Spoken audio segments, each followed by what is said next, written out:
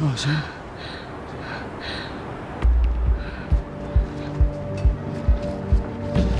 郑小星，庄小星，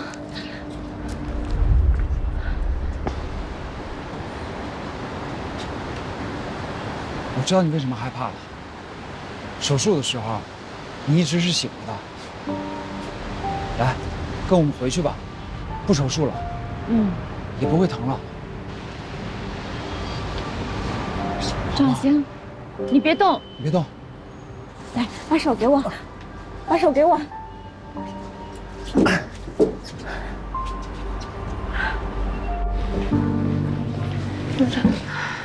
你现在怎么样？好点没？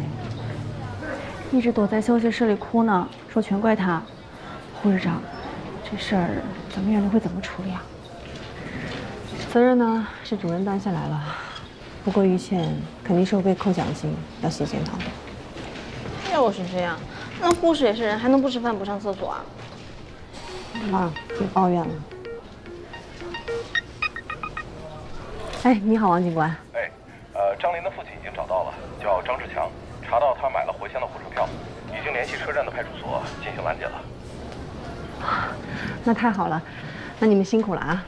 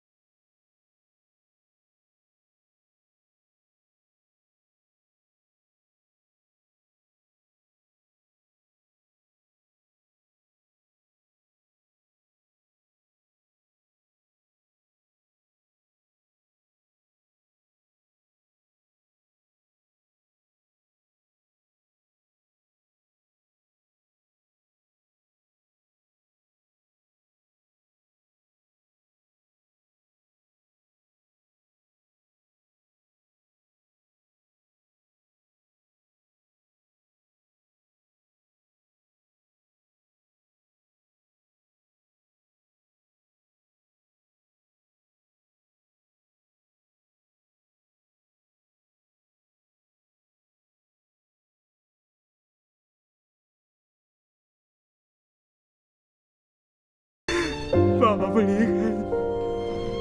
我听你的。唐主任，周小新那边已经安顿好了，儿科回电话说他们会尽快安排会诊。知道了。那我就接着说，这次手术2大难点，第一个当然就是2次换班，第二个是如何防止术中知晓，这是麻醉科的重要的任务。叶主任，说一下你的麻醉方案。首先呢，由于患者对麻醉药物先天的不敏感，所以要加大镇静、镇痛药的剂量，增加 beats 检测脑电波。一旦出现术中知晓，波动会产生变化，通过监测脑电波，将麻醉状态维持在安全数值内。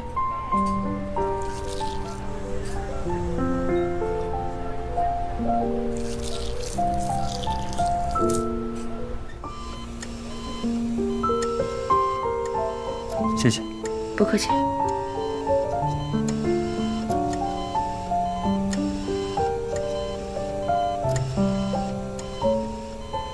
小星，手术做完了，有没有哪儿疼，哪儿不舒服？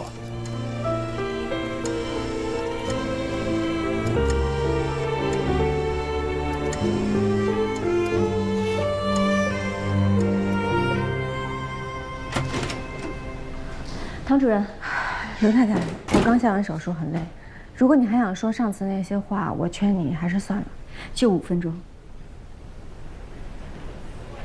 我发现刘峰的邮箱密码是一串数字，我一直都不知道代表什么，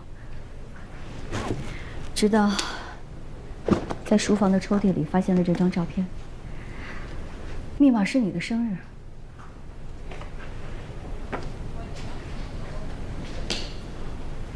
什么时候的照片啊？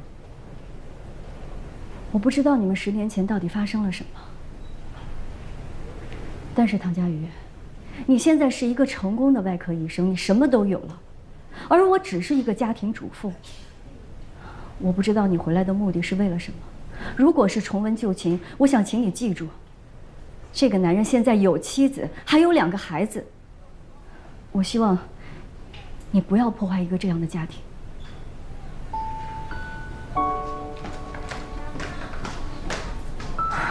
这什么时候的照片啊？啊！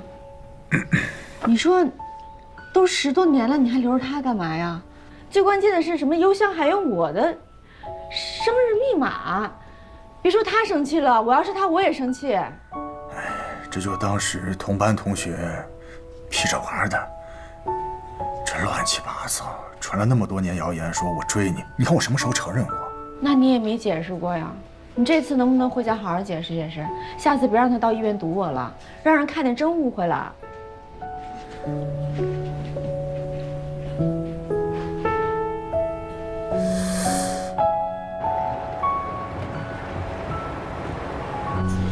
部长，主任有事吗？给我来一下。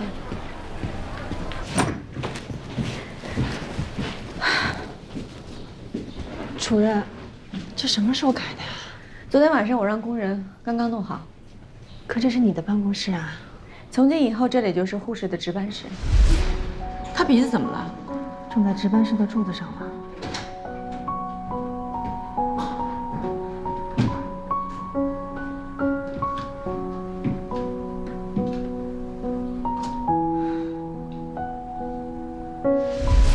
我之前待的医院有这样一个说法：医院营业靠护士，可是往往不知道这一点的只有医生。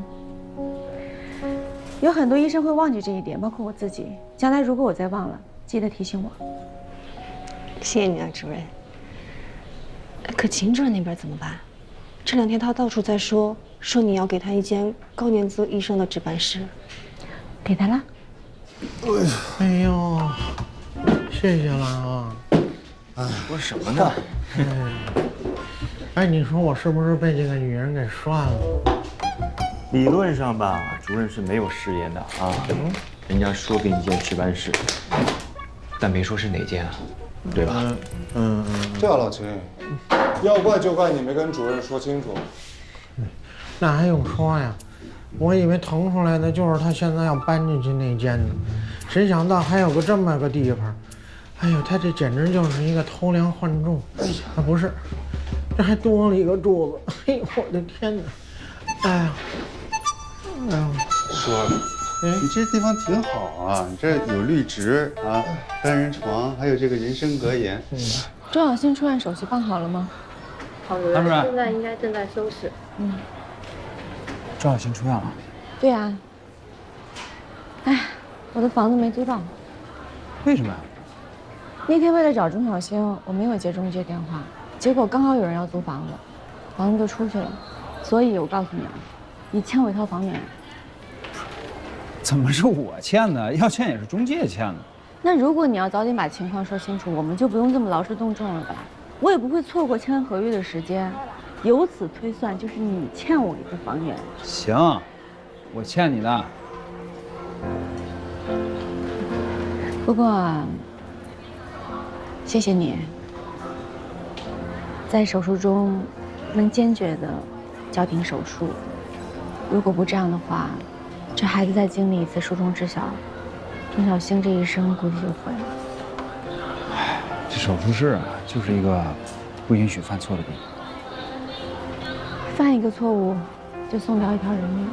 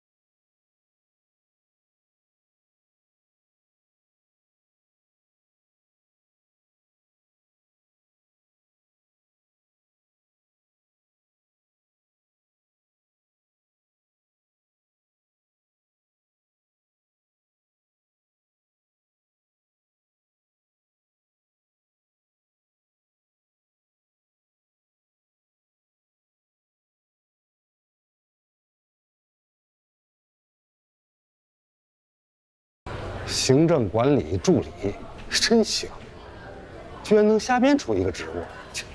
这刘峰也真是绝了，这给什么单位奖啊？他被那女的整晕了吧？这破职务就是啊，管杂七杂八的破事儿，连监控室我都得管。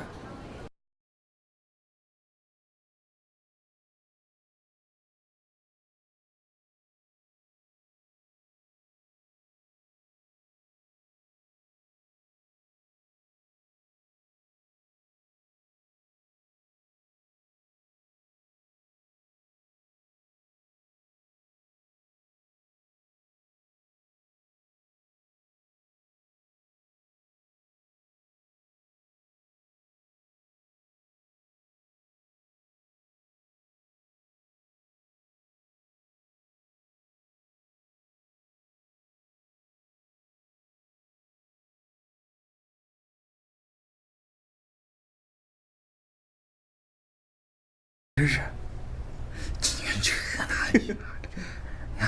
哎，你俩嘛呢？哎，等会儿我得跟编头好好说说，你们这监控室得好好管理管理。别啊，就是在网上发的小视频，没什么。我看看。你看这俩人也太不要脸了。医院监控。对，医院监控。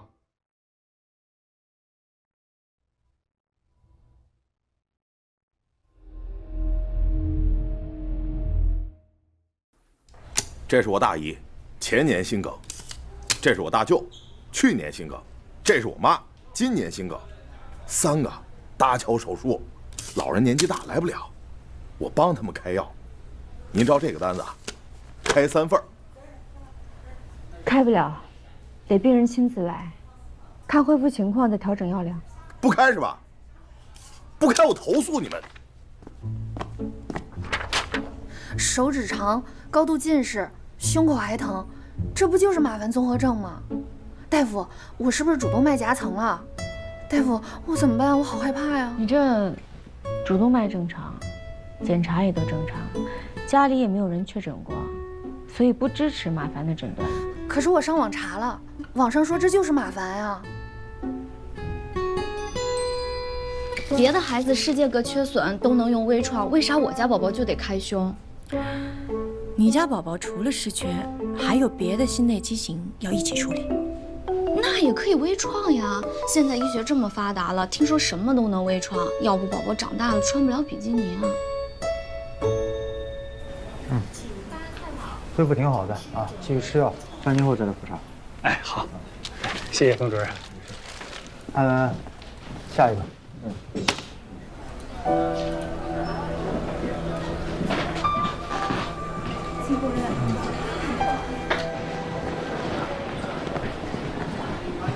叶一鸣，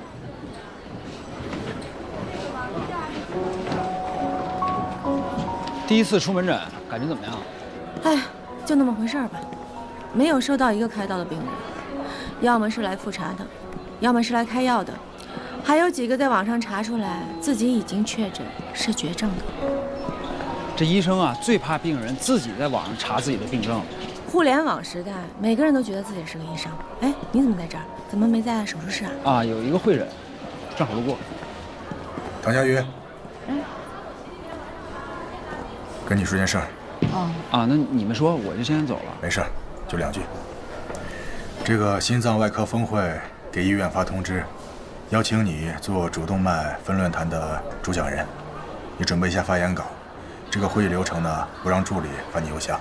真的？这学术界终于肯排出一个手指缝让我进去了。什么手指缝？这么重要的论坛，你要抓紧机会。你代表的是安和医院。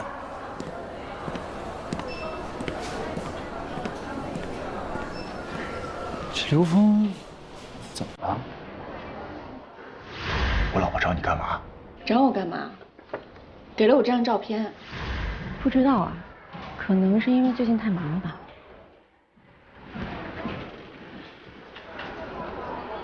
你知道心脏外科峰会论坛的主讲人意味着什么吗？当然知道了，这是国内啊最高规格的外科论坛之一，给了你一张 VIP 入场券，就是说明国内的同行都开始接纳你。你可以跟他们分享你的最新经验，也可以在里面学习他们的最新经验。回答错误，这是给了我个机会，跟整个行业里宣布，境外又来了一个行业里的大牛。你这句话让我想起了心外流传的一句名言，一位优秀的心脏外科大夫是这样的一种：如果你问他世界上3位顶级的外科大夫都有谁，他们竟然回答不出其他2位。我听出来了，你在夸我啊，你夸我自大。我说的这是心脏外科大夫的普遍特质啊。哎呀，随便你说什么吧，反正对我来说是个很好的机会，我要好好准备。哎，周达电话。喂，周达。好，知道了。周达收了个病人，我要马上去一下。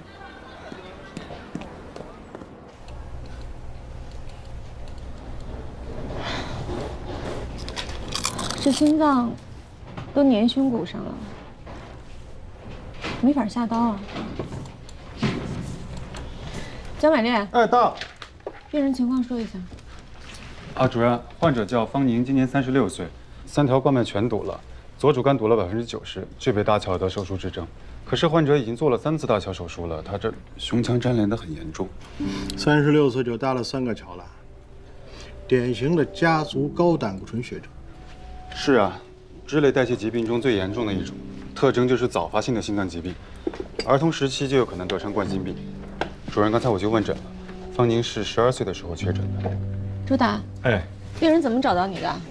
哦，我老婆是方宁的粉丝，看她微博知道她生病了。啊，粉丝？这患者是一女明星啊？不是明星，作家方宁。嗨，哎，你们竟然不知道她？喂，她红了10几年了，言情小说天后。哦，我告诉你们，我老婆每回看她的书都要骂我，说跟她书里的爱情相比，我们俩顶多算是个兄弟情。你说牛不牛？主任，您不会也没看过吧？你看我像是会看言情的人吗？那倒也是。哎，说正题啊，他已经去过好多家医院了，都说粘连太严重，根本没地方下刀。怕这一开胸，心脏就破了，更别提搭桥了。哎，打。啊，我好像在地铁上看过他卖书的广告，是不是啊？他的书拍过好几部电视剧了。哎呦，现在的电视剧不是谈情就是帅的，无聊死了。党支书，我推荐您去陶厂看悬疑剧，亲测，好看。啊？陶厂？对啊，我有会员。江百炼，你怎么还有时间看剧啊？还买了会员啊？逮着每集都看是吗？坐地铁的时候打发时间的事，你不要再说了。什么？在这儿，下刀的地方。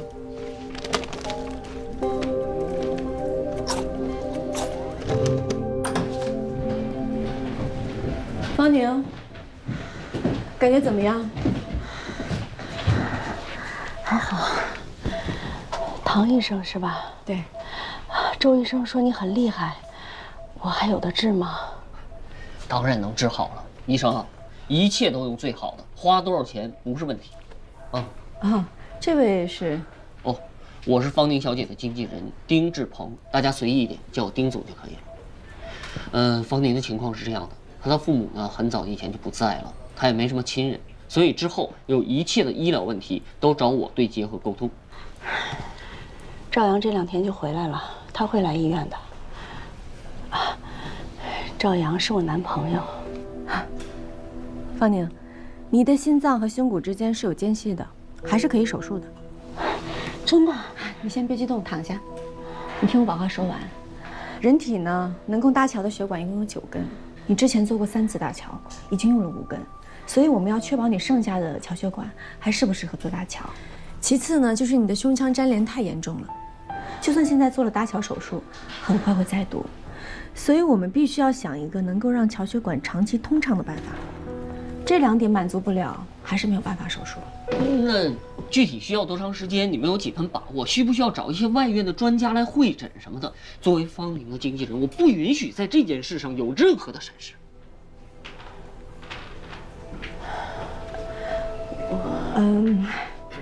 丁先生是姓丁对吧？对。哎呦，时间也不早了，探视时间过了，要不然你先回去让病人休息一下。不早了哈，那我晚点再来看啊。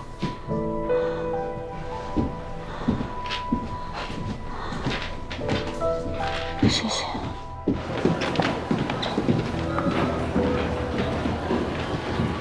小丽，哎，宋主任，哎，身上有事吗？没事，到办公室有话跟你说。哎，小丽，给，这是春苗成长的医生培养计划，主要是针对一些低年资的有潜力的年轻医生。哎，只要是通过考核拿到外国医疗机构的邀请函，人家会提供经济援助。哎，我记得你是不是一直想出国深造来的？宋主任，你还记得？哦，这个计划呢有一次初筛，淘汰率很高。所以我想问问你，是不是真想去？想去，我要去长长见识啊。对，如果你真的想去，我会跟他们说一声，让你直接进入第2轮。就这样吧，你先拿去准备一下，如果有回复了，我再通知你。行，谢谢宋主任，您对我真的是太好了。你这孩子我喜欢，清清爽爽的，没那么多心眼。好，忙去吧。行，那我走了，宋主任。好嘞，谢谢。来，坐。哎呀，坐。门诊怎么样？接了6个住院的，3个搭桥，2个换泵，还有1个夹层。哎呀，得想办法把这个病床的周转率提上去啊！咱们组是心外手术量最大的，只要咱们保持住，谁当主任都拿咱们没办法。哎呀，幸亏有你啊！哎呀，咱俩还说这个。哎，小宝，那个网上视频那事儿，就是保安老婆发的那个。那视频咋了？啥也看不清楚，像素那么低，都看不清楚是刘峰和唐佳瑜。怎么看不清楚？除了他俩还有谁？只不过没人在这评论区里点明他俩的身份罢了。不是哥，你说这个我就生气。他们俩这私情都整到院里来了，咱们是不是得给他们报出去？我最讨厌这种靠男人上位的女人。这事你放心啊，交给我。我以前有个病人，专业做媒体的，我让他把这个视频往热点上推一推。咱们如实报道，有啥说啥，啊，不争不许有。哥，你还不了解我吗？我最大的优点就是实事求是啊。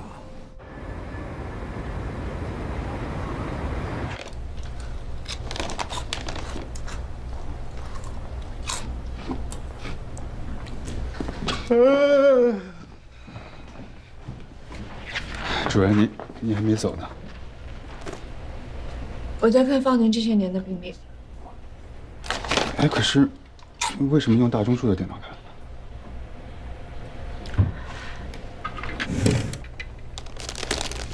发现了他藏的手里了。来，其实我们都知道。哎，乔血管的结果出来了吗？哦，出来了，胃网膜右动脉和右侧乳内动脉可以，剩下的其实它没剩什么。前几次搭桥用的桥血管太多了。也就是说，再搭桥的话，远切通畅率必须要延长，不然下次就算能开刀，也没有桥血管了。是这个意思。怎么能让他不粘连呢？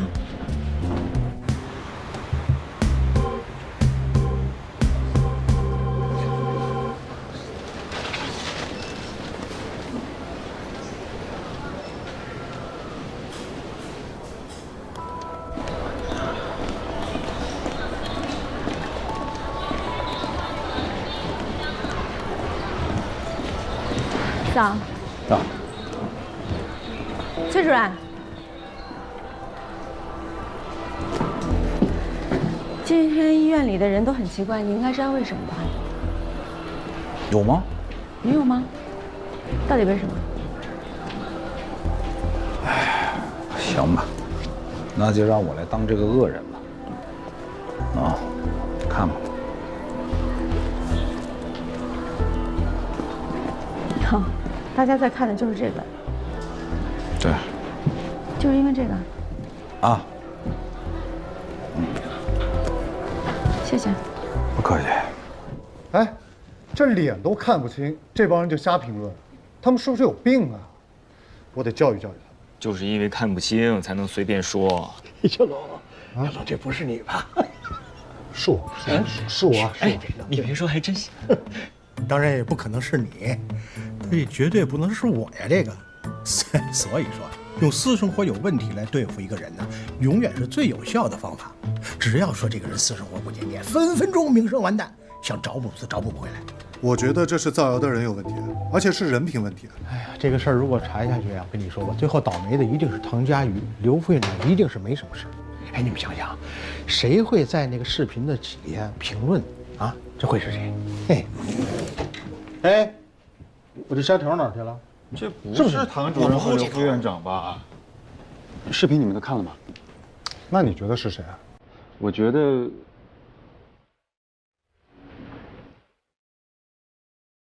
你们不会怀疑是宋主任吧？为什么每次有坏事你们都会怀疑他呢？如果这是保卫处的人发的话，那评论肯定也是他们干的呀。你是不是傻呀？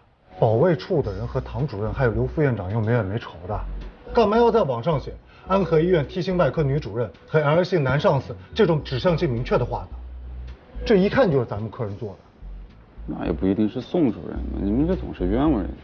你站哪边？哎，东东。百里，我们没有怀疑谁，也不会冤枉任何人。好，干活，干活。我今天迟到了啊，马上换白大褂，查房去。你是不是吃过虾条了？我更喜欢吃番茄味的。方宁，你的手术方案已经定下来了。可以手术。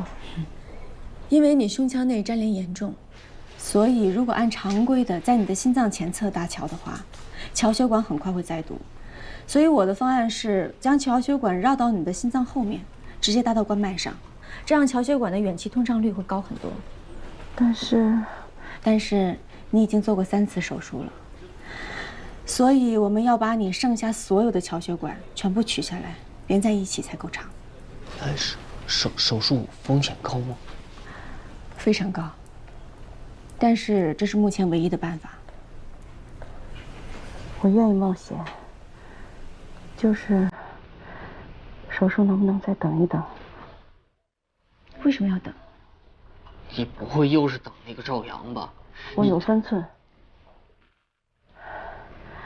我男朋友已经订了回来的机票，就这2天就能回来。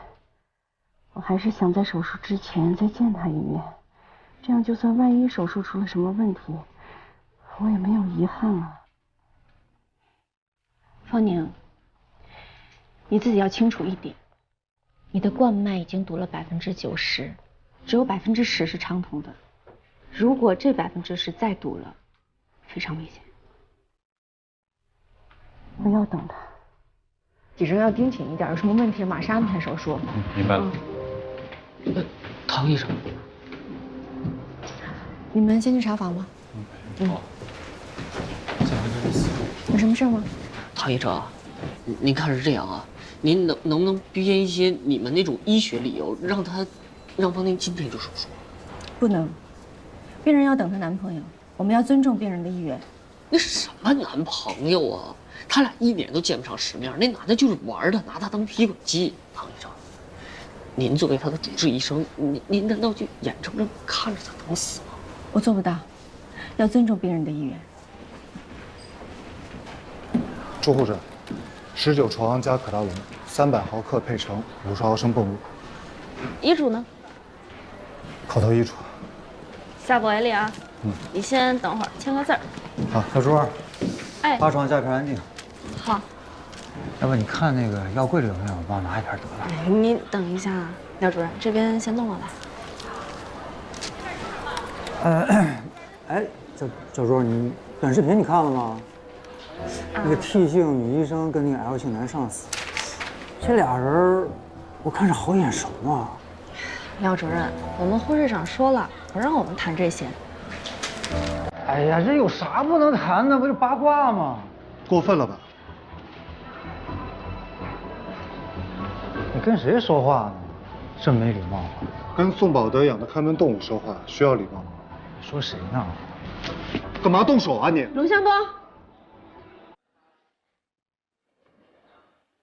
主任。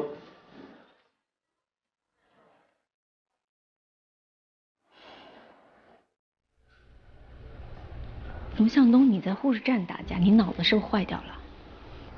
是他主动挑衅，他要把那个链接。那个视频是吧？你知道？早上崔仁强给我看过。原来是老崔说的。那你不生气，不澄清一下呀？我有什么好生气的？我为什么要澄清啊？无非就是一个 T 姓女主任，我就要对号入座吗？可你不对号入座，全院的人都在帮你对号入座。让他们对好了。他们背后说我，无非是因为嫉妒我，说的越凶，那就是越嫉妒。我怎么了？少了一根汗毛没有？是不是还好好的？反倒是你，护士长跟人家打架，你才是给他们增加了弹药和谈资，明白吗？脸皮真够厚的，我都开始要对他产生敬意了。什么呀？主任，那叫内心强大。我明白，跟人打架是我不对。主任，那个视频上的人，不会真的是你吧？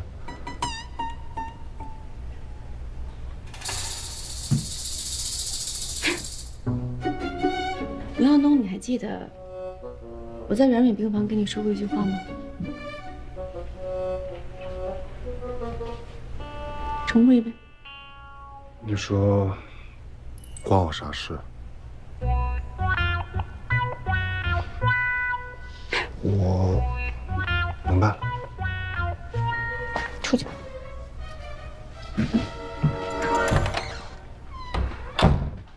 哎，那 L 就是刘峰嘛，那还用说 ？T 就是唐佳瑜啊，前女友算半个女朋友。我早就说嘛，搞空降兵肯定有猫腻，这干柴烈火的。叶主任，按照您说的，我挨个看了监控，这是视频里那2个人那天晚上在医院其他地方被拍到的时间点，我都给您写下来了。每个医生的门卡都是独立的，你能不能帮我查一下7点钟在普外，还有9点钟在 ICU 刷过门卡的人都有谁？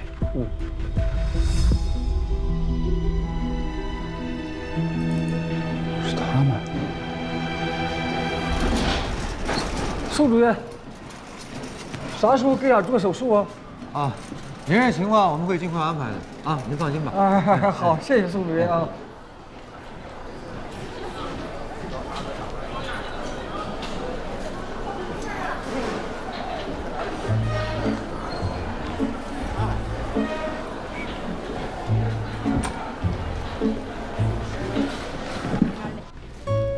方作家，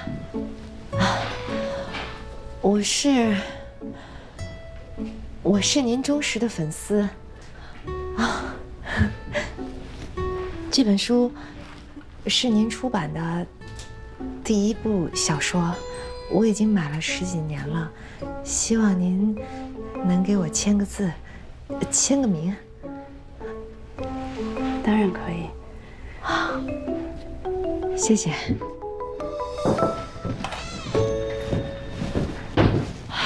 欧阳处长，唐主任，唐医生，你有什么事儿吗？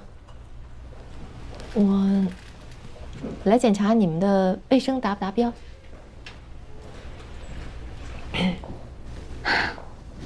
你该不会是方宁的粉丝吧？是又怎么样？方作家住在咱们医院，我过来看看，不行吗？方宁，我没有别的意思啊，我想问你一下，你的书迷粉丝大概都多大年纪啊？18到24岁的。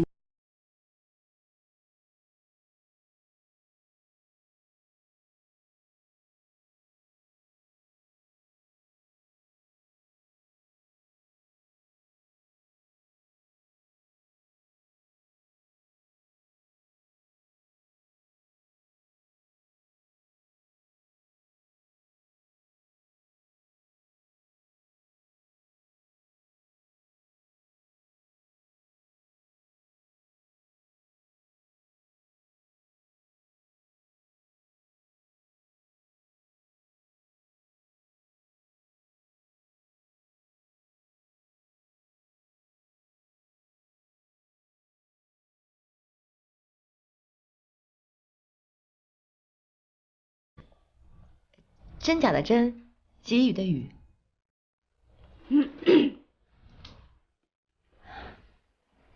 谢谢，谢谢。方作家，我还想问您，就是现在连载那本小说，最后的结局，男女主角有没有在一起？哦，这个不方便剧透，不过男主角是以我男朋友为原型写的。哦，那就是大团圆结局。差不多了，谢谢，打扰了，再见。空了吸一下氧啊。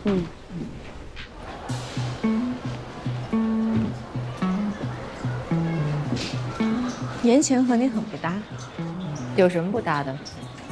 谈恋爱跟你就不搭，谁会愿意跟个机器人谈恋爱呢？我是没谈过恋爱，你愿意笑就笑吧。啊，欧阳处长，不好意思，我不知道你没谈过恋爱。是吗？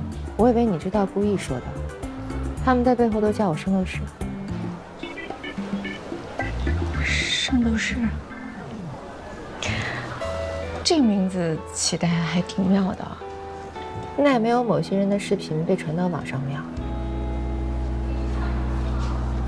放心吧，我知道那不是你。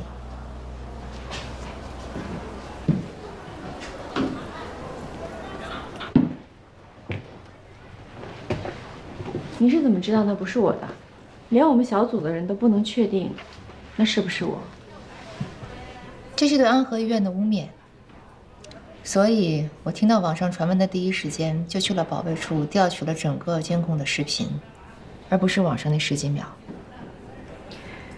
你是真的在乎医院的声誉，还是想满足你自己八卦的心？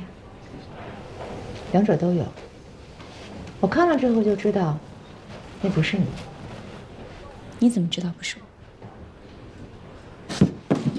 你看这个。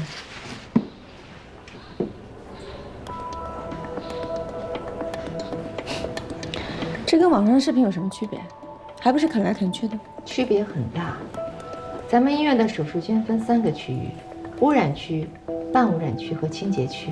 每个区域对口罩帽子的要求不同。网上传的那一段是在手术室值班室门口，啃来啃去没关系。但是你刚才看到的那一段后面是什么？3号手术间。对，3号手术间的走廊是不可以摘掉口罩的。虽然看不清脸，但是看到这儿我就知道，那肯定不是你。原来你认为不是我，并不是因为相信我，而是认为我不会违反无菌原则。那当然了，你想什么呢？我为什么要信任你？欧阳处长，我找唐主任有点事儿。刘峰，新外峰会主讲人的事情，谢谢你。我以为要等到1年半载才有这么好的机会，能在行业里站住脚，没想到这么快。你放心，演讲稿我已经写好了。我没工夫管那闲事儿。网上视频你看了吗？我知道。那你还跟个没事人一样。周围那些废物怕我生气不敢跟我说，你为什么不敢跟我说？不然我不会现在才知道。唐佳宇，自打你来了安和，我没有一件事情是顺心的，成天除了给你收拾烂摊子不说，现在我还搭上我的名誉，我可是要竞选院长的我真后悔把你给薅回来。你是为了网上视频的事情生气，还是为了那天我跟你说的那些话？我不知道，反正我非常生气。如果你真的要竞选院长的话，我劝你还是要先冷静。我冷静不了，那个视频是保卫处传出来的，人已经开除了，但是评论八成是宋宝德搞的鬼，我没有证据。不需要证据啊！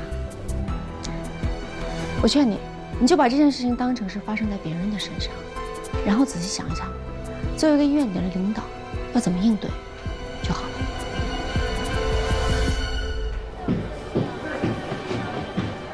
唐主任。哎，叶明，你怎么在这儿？我找你有点事儿。怎么今天都找我有事儿啊？刚才刘峰差点把那个视频气死，你找我什么事儿？你不生气？我有什么好生气的？啊，你到底有什么事儿？那我没事了，你忙吧，我走了啊。你到底有事儿没事儿啊？没事。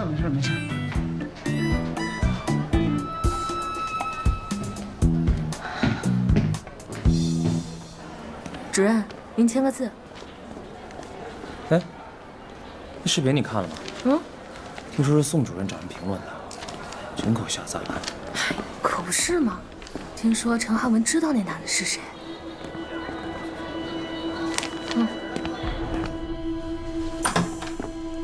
陈汉文，你为什么不说实话？怎么了这是？原来你知道视频里的男的是谁啊？不是，你怎么知道的？你别管我怎么知道的，你为什么不给他揭露出来啊？你害得主任到处被说。谁？唐主任啊？宋主任。所有人都说那评论是宋主任叫人发的，如果你告诉他那是谁，他就没理由这么做了呀。走，你跟我去解释清楚去，不然我这视频发网上，我告诉你，就是宋主任发的。你少蒙我啊！宋主任为什么要这么做？你说。你这样，你先把那视频删了，我告诉你行吗？你先告诉我，告诉我就删。让你小点声。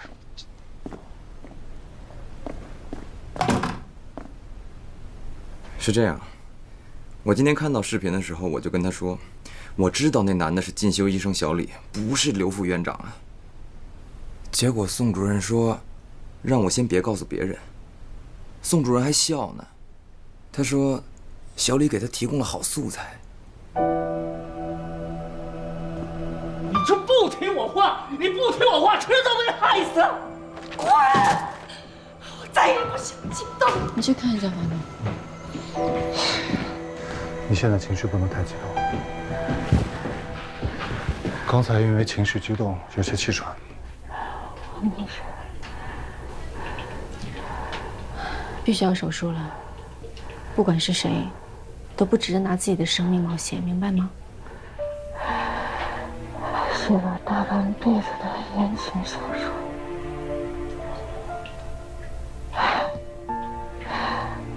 自己爱上一个人，还是头一次。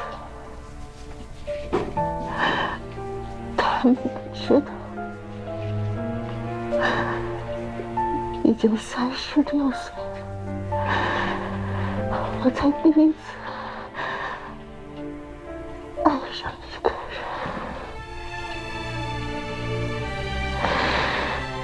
就是这个人，让我觉得我是个正常的人。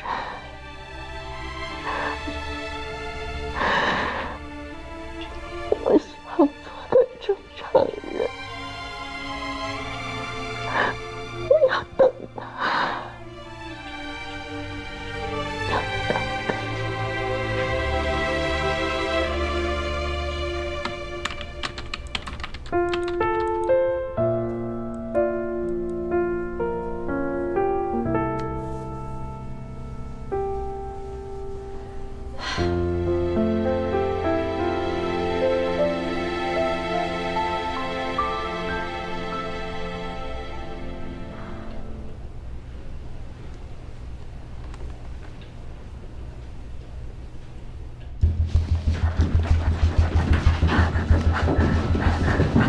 血血性心绞痛发作了，必须要手术，准备手术室，马上做搭桥。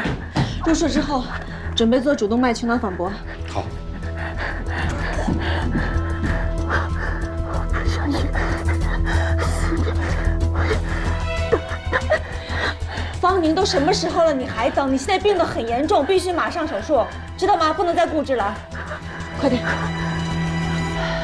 我们主任马上过来。主任，这个就是方宁要找的人。你是赵阳，方宁的男朋友。是，下飞机我就赶过来了。我能和他见一面吗？现在不能，他马上手术了。你为什么来晚了？航班取消了，为了能快点回来，我就换了一个倒2班的飞机。转机的时候手机又丢了，就没赶上飞机。医生，您帮个忙，帮我告诉他，我把工作辞了，再也不走了，一直在他身边。这个忙我可能帮不了，等他手术完，你亲自跟他说吧。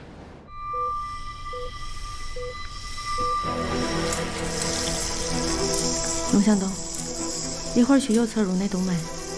好。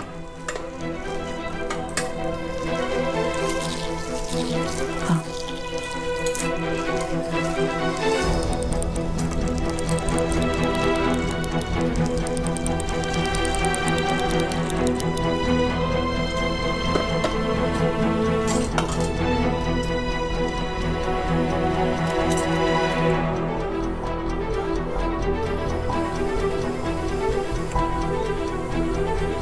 血压正常，可以继续手术。电灯，定心镊子。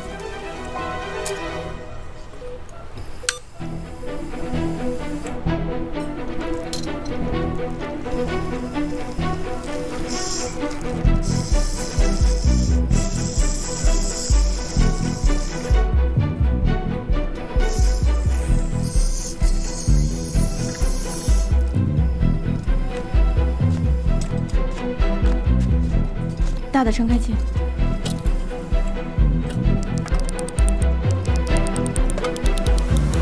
麻醉，帮我调一下这个灯光。好。再往下，往下，往右一点。好，可以。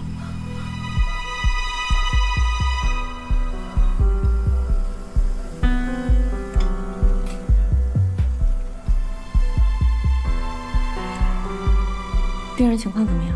还不错。好，测一下流量。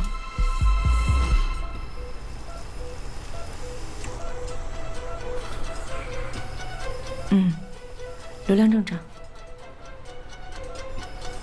心跳不好。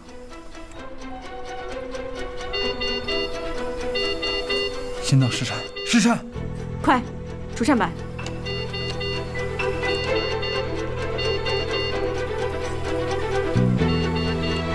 给电，20焦耳一次。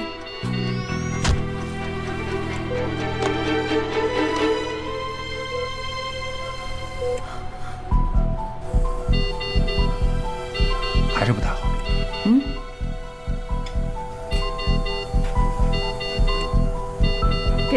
，20加2一次。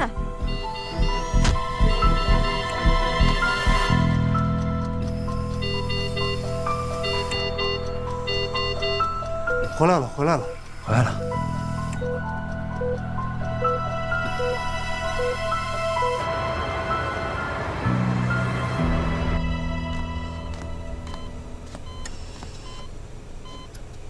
手术很顺利，你不要讲话。ICU 本来不允许外人进，但是有个人想见你，我让他进来了。你要跟我保证，见到人的时候不要太激动。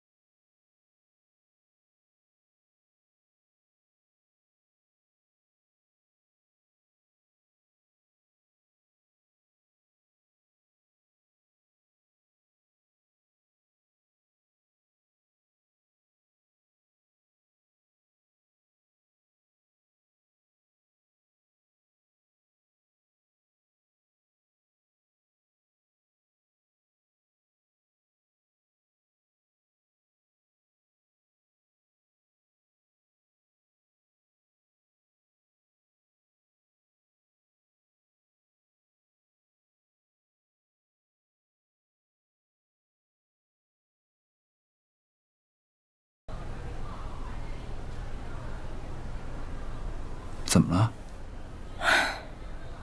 主讲人邀请，峰会取消了。怎么会呢？该不会是因为那视频吧？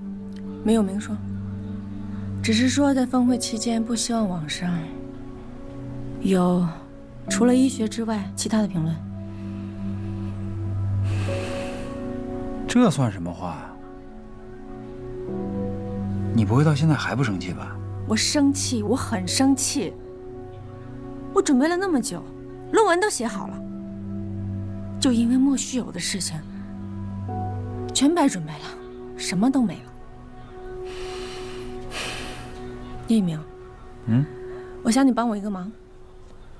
什么忙？为什么有的病人叫廖晓波宋主任？重病组在唐主任的带领下，取得了初步的成绩。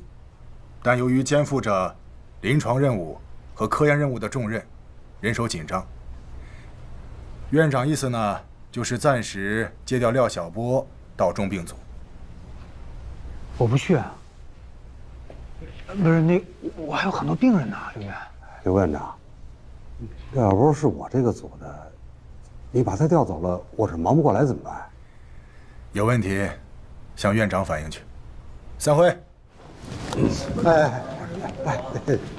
刘方长，这廖晓波是我的能力干，你要左膀右臂，你把他调走了，这不拆我台吗？你得跟院长好好说说啊。调廖晓波，就是我和院长建议的啊。你记住，以后医院的事情就让他烂在医院里头，别到外头瞎传。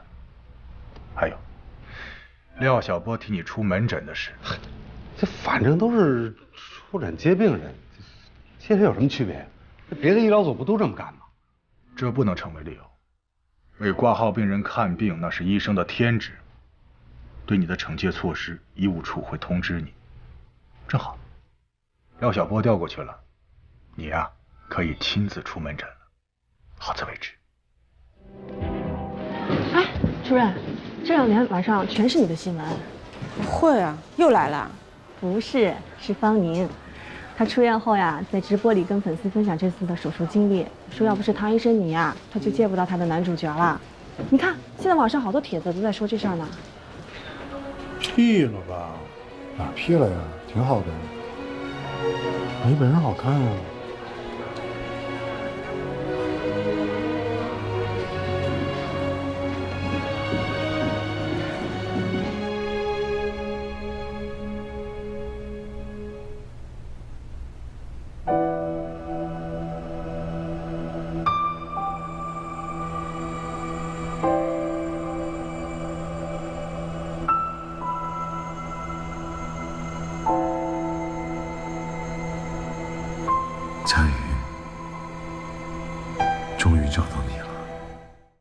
人工心脏，我相信大家都知道，它不是一个能代替原本心脏的新器官，而是一个新式辅助装置，一个血泵，帮助心脏完成泵血的工作。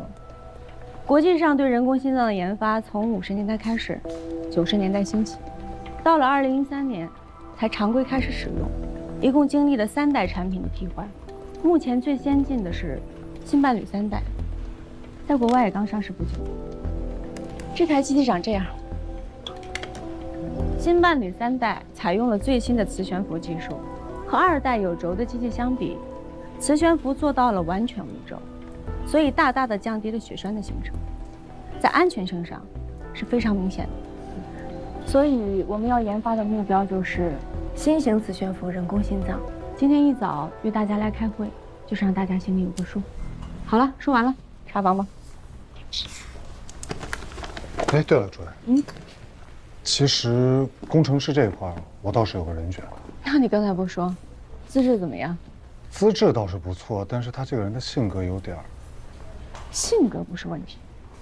那我联系他。好。啥意思啊？到底在哪儿开会啊？不是说在大会议中心吗？不是说要开紧急会议吗？啊，廖主任，可能是我不小心打错字了，不好意思啊。差不多准备一下，要查房了。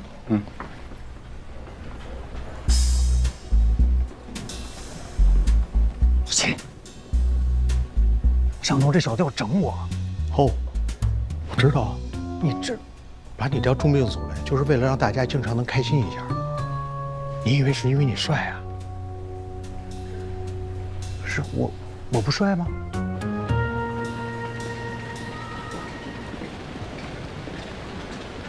哎，老秦，得想办法帮帮我呀！我得扳回一局啊！这女人肯定有什么软肋。你以为我没摸过她的老底儿啊？就那什么克梅德医疗中心来的那个他那老病人，我问了一溜够，什么都没查出来。我劝你啊，忍一时风平浪静，赶紧找机会调回到宋保德身边去，就齐了。我没辙。还有没查的病人吗？这边没有了 ，ICU 还有5个术后的病人。ICU 除了那个夹层醒的不好，其他的都可以转出来的。好，挺好的。主任，哎，一个叫陈维生的病人找你说，病友专门推荐过来的。陈维生，坐吧。之前确诊过吗？为什么要手术啊？在网上看到那个女作家直播，说别的地方不给她做手术，您给她做，您艺术高明。是这样，我前段时间体检呢，然后查出来有这个先心病，想做个根治手术。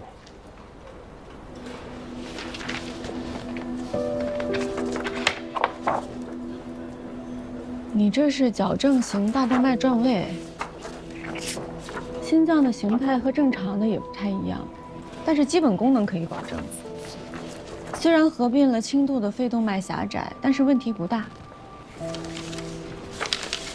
从你给我的检查报告来看，其实可以不用手术的。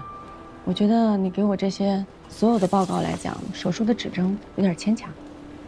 手术指征牵强是说我可以不做手术，但是我也可以做手术。对，你不做手术对你日常生活有轻微的影响，比如说你就注意一下，不能剧烈的运动，当然不会有生命危险。如果平时觉得哪儿不舒服了，随时到门诊调一下药就好了。可是心脏手术和麻醉都是有很大风险的，各有利弊，当然决定权在你自己。那我选择做手术。不用这么急着回答，你还是回去跟家里人商量一下再来。不用了，我选择做手术，因为我想做一个登山运动员，从小就想。如果是这样的话，我跟你多说2句。先心病的患者是很难做职业型运动员的，即便你做了手术，你能不能登山也要看术后的评估。但我看你的情况有一点难，如果你是为了这个手术，我劝你还是好好考虑。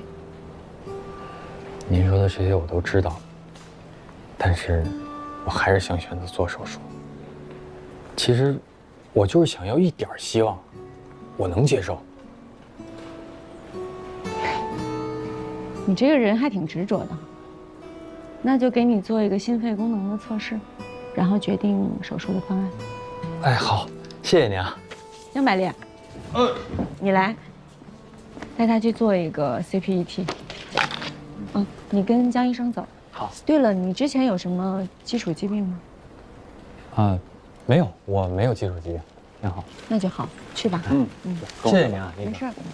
这边，主任。主任。工程师联系好了，让咱们现在就过去。现在？唐主任，出来一下。公事。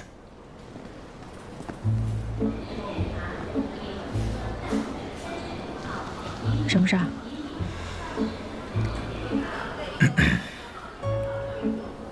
视频的事儿算是完了，但院里关于我们俩不实的传闻必须彻底解决，不然对我们的工作都有影响。你就说对你选院长有影响不就完了？我上不去，对你有好处吗？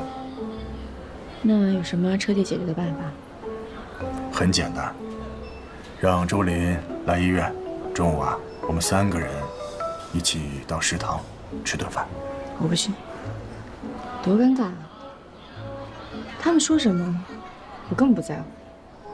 哎呀，这时候表面功夫是最重要的，你去也得去，不去也得去，没得商量。那我还有事儿呢，研发人工心脏终于找到合适人选了，时间都约好了。真的？真的。现在？现在。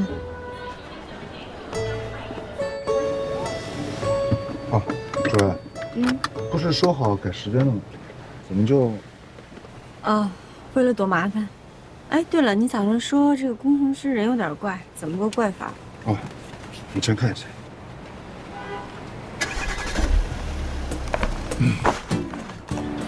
这个人呢叫王海明，是学机械工程的。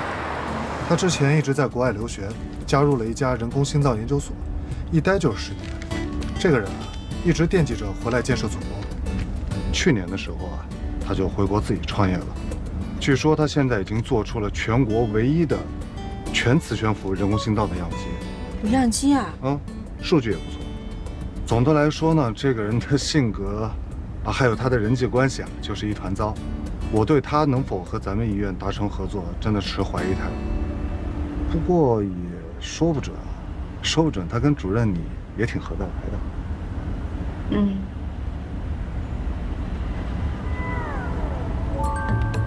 为什么人际关系一团糟会跟我合得来？我的意思是，这天才嘛，都性格都比较，说不定你们2个之间能相互欣赏的。我是这个意思。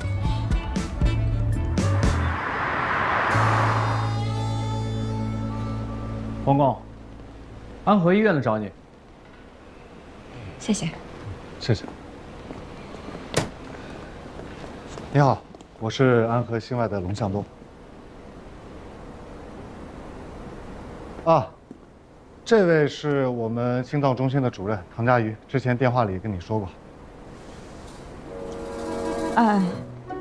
我是唐佳瑜。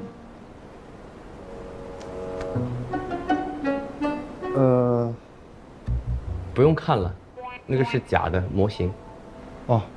坐吧。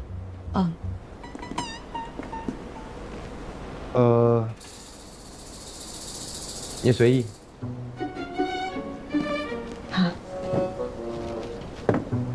我们这次来是想跟你聊一聊人工心脏合作研发的事情。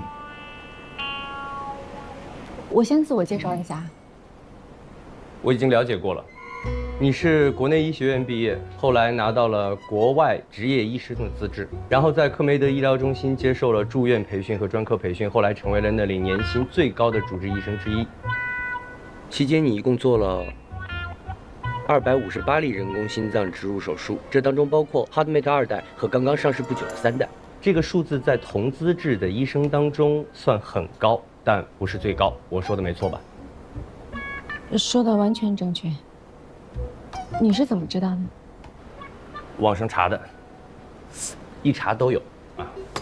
而且呢，我现在还知道，你这次回来是因为接受了安和医院的一个职务，主要是因为你跟刘峰副院长有一段暧昧的关系。那个视频我看了。我们还是聊回人工心脏。对。哦，我先问你一个问题啊，你怎么看待全磁悬浮人工心脏的价值？本质的飞跃。怎么讲？第2代流行动力轴心泵人工心脏是2003年上市的，但是在上市之前，研究者就发现这一款人工心脏在允许安全性上是有缺陷的。当时就提出了全磁悬浮的概念，也就是说2代产品还没有上市，那它已经成为一个过渡产品，为研发全磁悬浮争取更多的时间。全世界的工程师和医生经过10几年的努力，第3代全磁悬浮人工心脏才在国外研发成功。王工，您也是在国外做了10年以上的研究，所以我想，对于这一点，您应该比我更清楚，它是本质的飞跃。我带你们去看一下我的样机。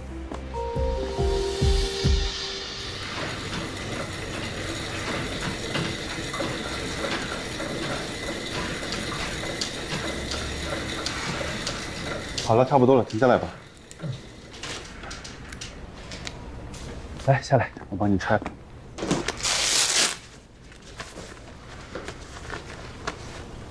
就目前看啊，你这心肺的情况还不错，应该暂时不用做手术。待会儿到了高原或者山上的话，去高原可能是不大可能了。如果不做手术呢，你最好就在城市里待着，而且千万不要做太剧烈的运动，啊，你先原地调整呼吸，放松一下。帮你倒点水。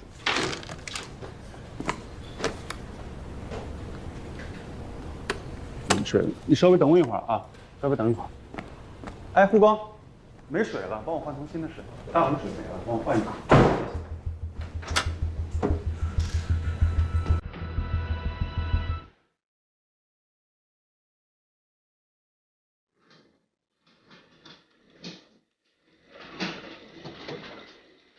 哎，陈会长，你锁门干嘛？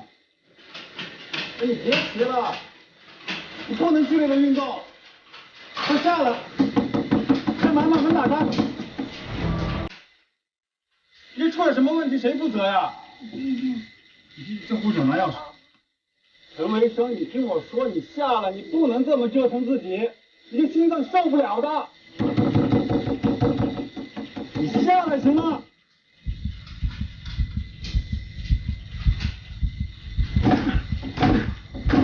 护士长拿钥匙来了吗？对。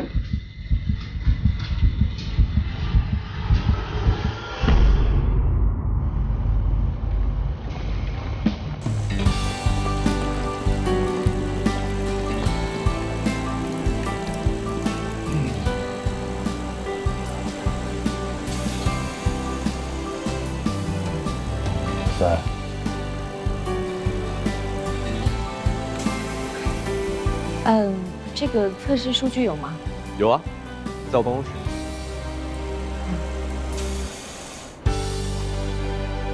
这个数据非常好啊，在这个基础上，完全可以研发出不亚于国外全磁悬浮人工心脏。那当然，但是现在还是大了一点点，如果再缩小10毫米的话，就完美了。刚才看是70毫米，必须要再小20毫米到50毫米才能合乎手术的要求。小那么多的话，机器会不稳定的，怎么称得上是完美呢？不完美不重要，关键是要用在病人身上，必须要考虑一些心脏偏小的病人。我是要做一台完美的血泵，病人跟我没关系的。可是人工心脏就是要用在病人身上的，如果你不考虑病人的话，它跟普通血泵有什么区别？主任。啊。这个需要从长计议，要不然我们先把合约签了，我们再慢慢商量。我又没说要跟你们合作。啊？那你刚才给我们看样机干什么？看过样机的人多了，看过样机就算合作了。我只是带你们去欣赏一下我的杰作。辉格已经要注资了，而且他们答应给我一间全国最先进的实验室供我研究使用。辉格在国内是数一数二的，不论是实力还是资金成本，对吧？安和根本没得比的。虽然你是一个非常优秀的医生，但你也就只是一个医生，科研的事情你又搞不懂，请回吧。哎，我主任，先回去。那你把那个椅子给我放回去。行。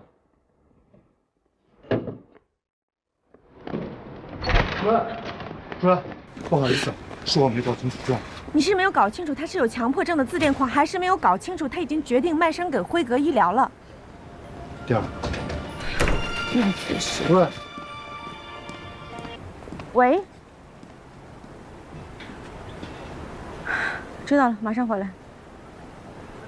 今天早上病人出事了，赶紧回医院。好。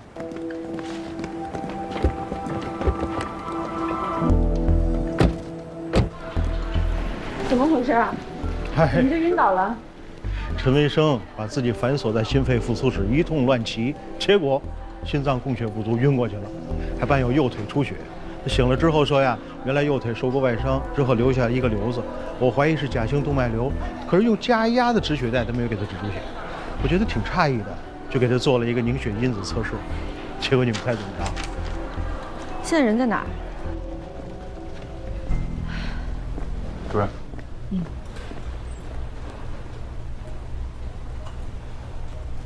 知道自己有 A 型血友病吧？我去过别的医院，医生一听说我有血友病，都拒绝给我做手术，所以我就想，要不先瞒着。对不起啊，唐医生，早上我没说实话。为什么锁门？我怕血友病的事情术前检查瞒不住，就想，如果病情加重，有了明确的手术指征，你就必须得给我做手术了。想得挺缜密，但是你犯了2个错误。第一，心脏手术凝血功能至关重要；第二，你心肺测试再拼命，不会改变你手术指征。你现在的情况先心病不治病，但是你术中出血不只是要命的，而且你隐瞒了病情，其他医生我不知道，但是我肯定不会给你手术了。唐医生，你听我说，继续加压止血，请血液科来会诊，还有补充凝血因子，确保他这次摔伤没有造成颅内和内脏出血。等情况稳定，让他出院。你的原因我不感兴趣，好好休息。啊，我刚才在手术，没有接到电话。哦，这样啊，那你再帮我找一找更合适的房源好吗？谢谢啊，谢谢。唐主任，哎，刚下手术。哦，你也是吗？吃饭了吗？还没有。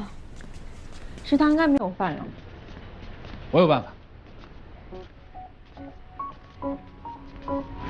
崔成强爱吃红烧排骨饭，他神外的人为了巴结他，常年点这个。哎，那我们把他饭吃了，他不会生气吧？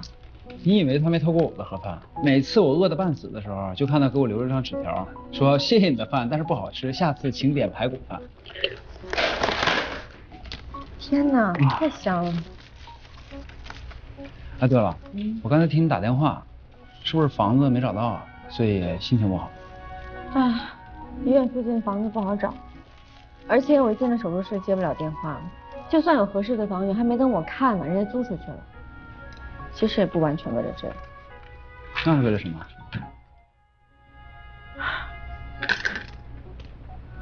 研发人工心脏，比我想象的难多了。好不容易找到一个合适的工程师，还没谈下来。这个项目就像是一个烫嘴的红糖饼，看上去是挺诱人的，可是你都不知道从哪儿下第一口。那工程师说的没错，这真的不是我擅长的领域。你先别管擅不擅长，是不是你想做的事儿？是啊，我非常想做。那你为什么想做呢？在国外，患者需要人工心脏，只需要给器械商打一个电话，1个小时之内，人工心脏就会送到医院。我一直都以为这是理所应当的，没有什么了不起的。可是直到上一次，王雪纯没有等到供体，我才知道，对于国内的患者来讲，这1个小时的便利，他们没有。以前我一直希望自己能做一个称职的，被称为神之手的，对，被称为神之手的医生。但是我更希望能够研发人工心脏。我希望能救更多的人，让他们能活下去。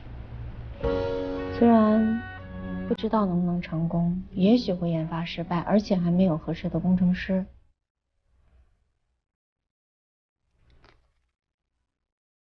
先只看眼前的吧。是吗？就是别想着整体，先关注眼前的，一步一步的做。等有一天你一抬头，就会发现自己已经做得很好了。我记得科尔夫说过一句话：心脏既然能长出来，也一定能被造出来。已经造出来了，国外已经有了，只是我们还没有。我们会有的，你要有这个信心。吃饭吧。哇，这个排骨好吃吗？我查过了，你今天没手术。现在到食堂来，马上来。不行，我今天真的很忙，而且你太太也不会愿意的。唐佳宇，我没求过你什么吧？你赶紧过来。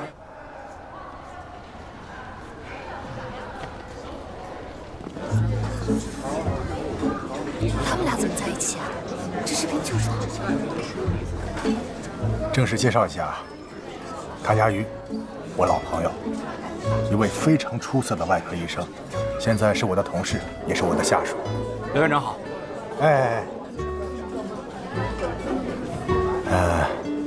周林，我爱人。我们之前见过了。唐主任，我向你道歉啊，之前是我太唐突了，你别介意。没关系，不是误会。可不是误会嘛，也不知道是谁瞎 P 的照片，我要查出来，我肯定告他。还有那个视频，幸好那天晚上我在家里，不然我有嘴都说不清楚。周林啊，平时我忙顾不上家里，但是就个人作风问题上，我保证绝对没问题。佳玉，你说是吧？是我不好，幸好没有造成什么不好的影响。就是说呀，这事儿要是让医院的那些八卦精知道了，指不定能编出什么谣言来呢。我现在是副院长，以后说话做事过点脑子。我当时也不知道为什么，就是我不好，我知道。话说开了，心里面舒服多了。吃饭，你们俩保持下微笑，我去拿点饮料。刘院长，你也来这里吃饭啊？唐主任约我爱人吃个饭。哦。你是不是觉得我做事太冲动了？其实你不懂，我为了刘峰，为了这个家庭，我放弃了我的事业。如果在婚姻里我遭到背叛，那等于我失去了所有。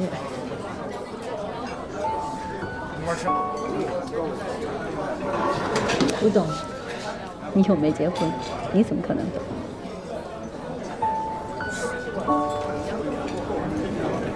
你不会结婚了？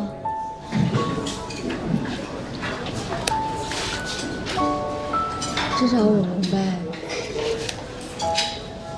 如果你真的是非常信任一个人的话，有一天如果他背叛你，你是无法信任的。所以今天其实我想跟你说，你之前担心的问题从来就没有发生过，而且未来也不可能发生。所以我希望你能够相信你的丈夫刘峰，还有我。我可以跟你发誓。不用不用，谢谢你。吃饭吧。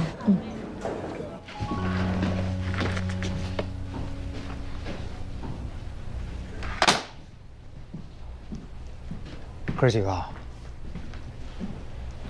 想不想知道唐佳瑜为什么会忽然回国？我打听到了确切消息，绝对重磅炸弹。唐佳瑜这个人啊，主任，哎，主任，什么确切消息啊？我也想听听。啊？哼，你以为我不敢说呀？克梅德医疗中心答应让你做大外科主任，所以你拒绝了回国。后来没想到人家变卦了，大外科主任做不成了，你没办法，只能退而求其次，来到了安和。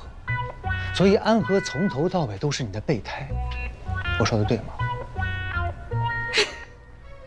不是，这就是你的重磅炸弹，这不够炸呀！不是你笑什么？我说错了吗？你就是拿咱们科当备胎，我们安和怎么了？丢你人了？我们安和不是你的地方。主任，那个陈卫生拒绝签字，他说既然不做心脏手术了，那甲型动脉瘤的修补书他也不想做了。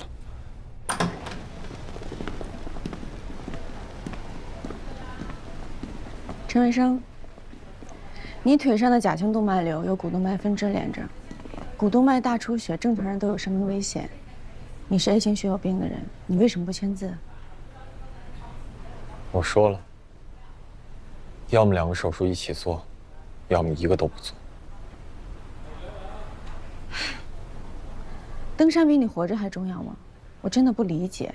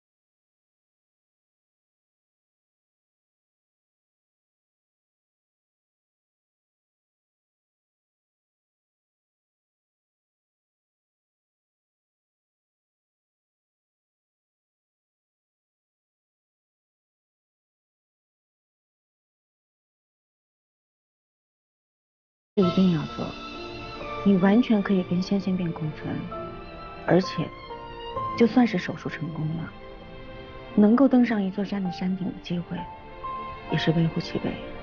即便是这样，你仍然要坚持做这个手术吗？我做。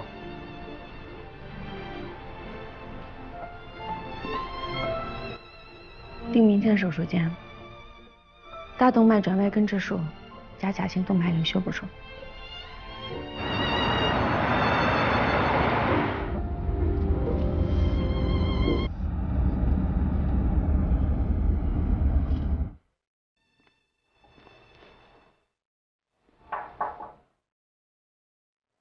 你怎么又来了？不是已经拒绝跟你们合作了吗？哎，给我5分钟，我只需要5分钟。说吧，你有什么事儿？我来是想问一下你，跟辉格的合约，你打算什么时候签？明天。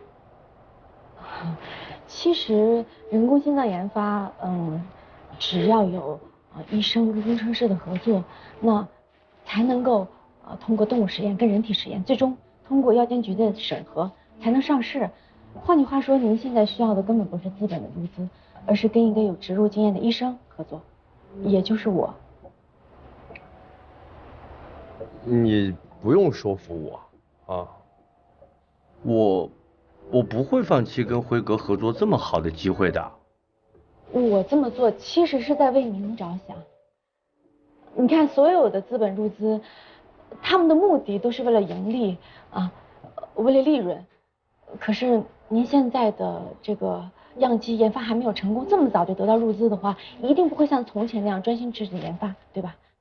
还有一点，最重要的就是，医院的人员构成比大企业要简单得多。我保证不会给你科研以外的其他的阻力。在企业研发的掣肘之处，相信你在国外肯定也体验过。所以，您真的有信心能够在辉格工作到人工心脏研发上市吗？如果当中真的出现什么问题，您跟这么大的公司对抗，真的有信心能保证最终人工心脏的知识产权还能完整的属于您？如果你跟我合作，我会给您100%的研发权，知识产权这绝对不模糊，全归您所有。你能得到什么？其实我只是希望所有的患者能够早一点使用到人工心脏，我唯一的目的。我想想啊，但是我不保证我一定会答应你啊。只要给我一点点希望就够了。那我不打扰了。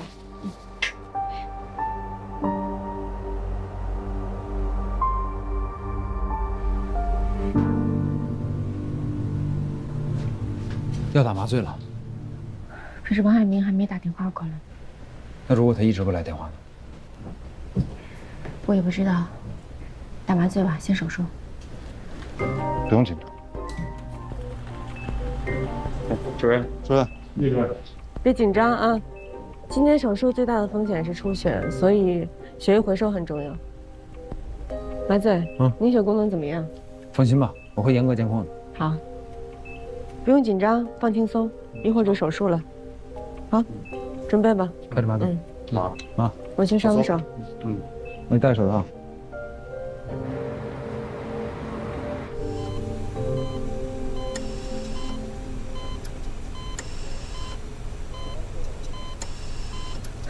还在渗血？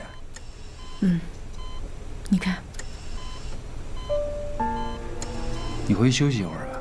不敢回去，得在这守着。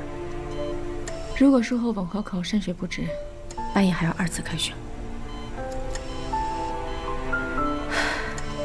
叶一鸣，你说我是不是不应该就这么草率的答应帮他手术？如果万一……首先呢，这个手术是病人自己要求做的，而且为了做这个手术，他甚至不惜做出自伤的举动。手术的风险我们之前也告知过了，这就是他自己的选择。可能他对疾病的心结远比对心脏畸形更在意。你是在解开这个心结，是在帮助他。你真的这么想？当然了，不然我也不会接这台麻醉啊。谢谢你。你回去休息休息吧。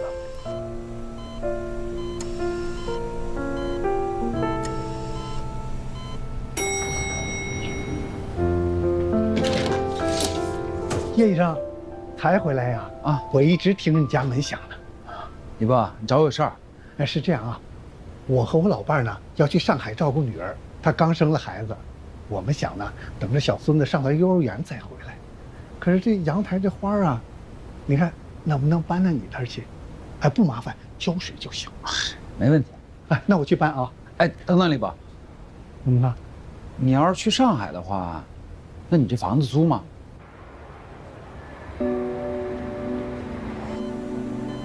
来，主任，病人醒了。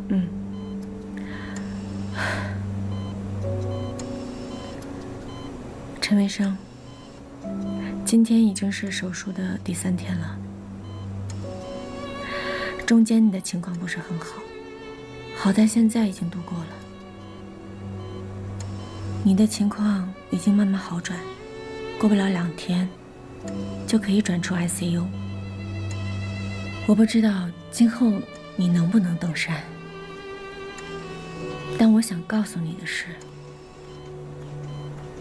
你挺过了这一场手术，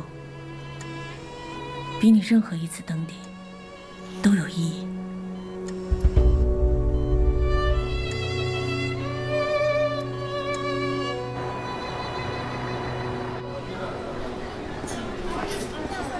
副局长，过2天会有空床位吧？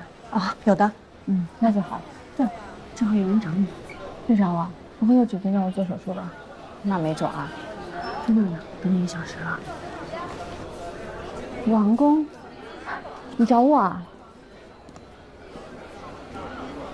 我愿意跟你一起合作研发人工心脏。如果你还没有改主意的，我当然没改变主意啊，我愿意。你之前开的那些条件都得算数。当然，所有答应您的条件全部算数。那您怎么没有跟辉格？我是觉得这么多天都没联络，所以。我仔细看了一下合同，他们就是想买我的知识产权，我作为雇佣工程师为他们工作。我早就说过了嘛，您跟我合作，我觉得研发的胜算应该会更大一些。你不要这么盲目自信，我们的合作就好像是，斗地主你会玩吗？啊？一起牌摸了一把的3和4，在概率学的角度来讲，成功的几率极低。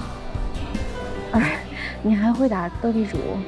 我经常看别人玩，他们不带我。那也许我们的组合就是王炸了，对吧？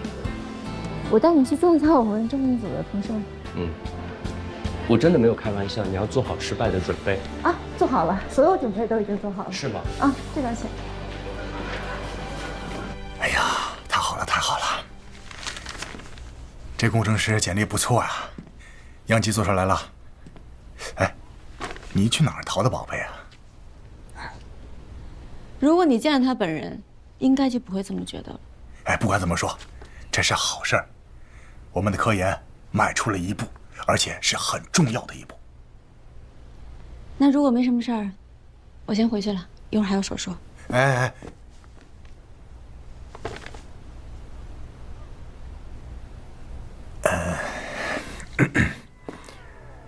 那个什么，那天你在食堂，谢谢你非常配合。不过，我还是希望我们可以做老朋友。老朋友这个称呼不错。那当然了，我是管医疗的副院长，有我这个老朋友啊，可以给你挡很多麻烦事。那我谢谢你了，副院长。不过你今后不用再用对付叶一鸣的那一招，让别人再来帮我了，挺尴尬的。哪招啊？他爸生病欠了人情，所以你让他来帮我。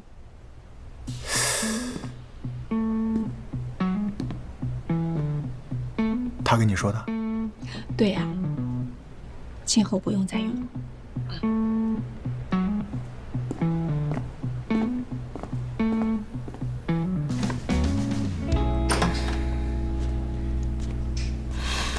刘峰，什么事儿啊？我一会儿还有手术呢。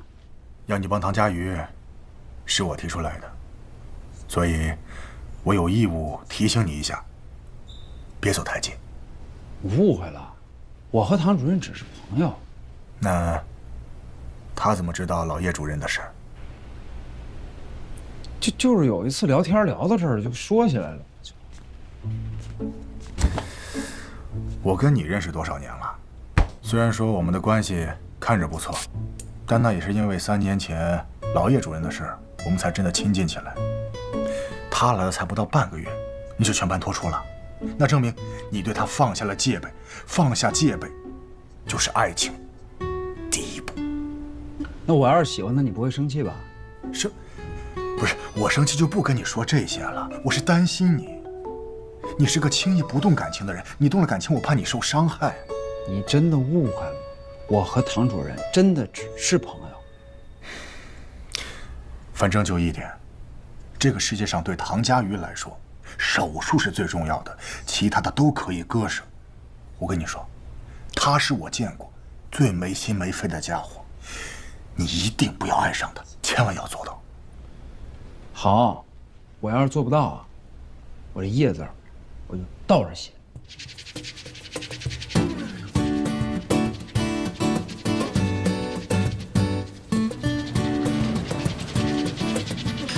哟，麻醉比外科来的还晚啊！哎，临时有点事儿。啊，对了，你还欠我1个星期手术室盒饭呢。欠的肯定会还的。今天这个病人不太好插管，体重有点过重。我之前睡诊访室看过了，我觉得应该没什么问题。哎，你找到房源了吗？没有。那我给你一个吧。真的？真的，我隔壁，他的房子还没挂中介呢，回头把电话发给你。哎，太好了，那你赶紧发给我，我下了手术打个电话给他。哎，这次真的做邻居了。算是吧。我插管去了。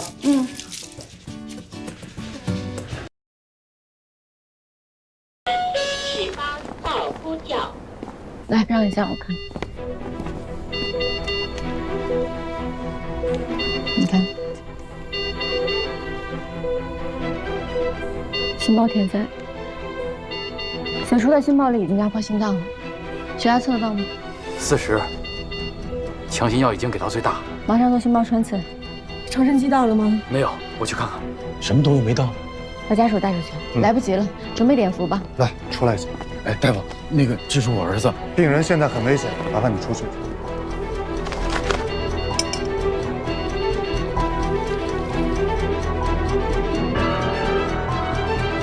穿刺针。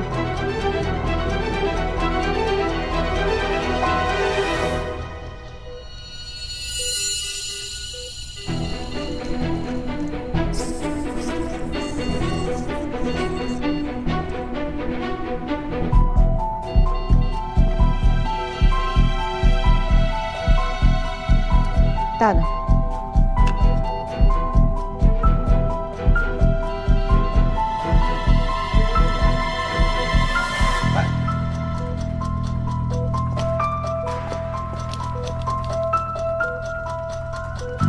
血压回升，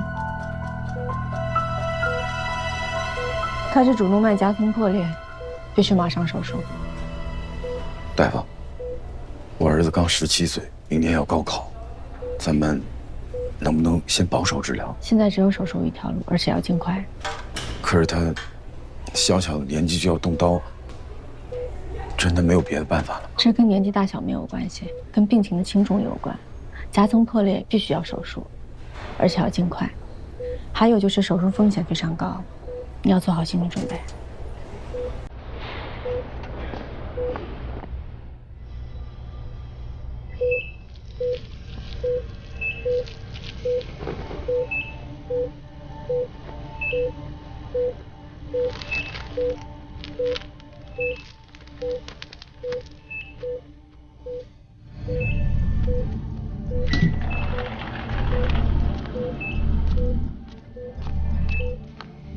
向东，主任，病人情况怎么样？先天性主动脉窦扩张导致主动脉夹层破裂，没有其他的基础疾病或者传染病。群豪老师，麻烦开一下屏幕。主动脉受损情况严重，看病人情况，估计心功能也不好。主任，百里，病人家属签字了吗？终于签了，我把风险和并发症一条一条的跟他解释了一遍。哦，那你赶紧刷手去吧。哎。主任，你刚才那针实在太冒险了。心包穿刺确实能够缓解填塞，但是心脏在解除压力的瞬间，万一它撕裂的夹层大面积破裂或者出血，那人就没了。你那针，看来惹上官司的概率可是比救活人的概率高。再危险也得救，总不能看他活活憋死吧？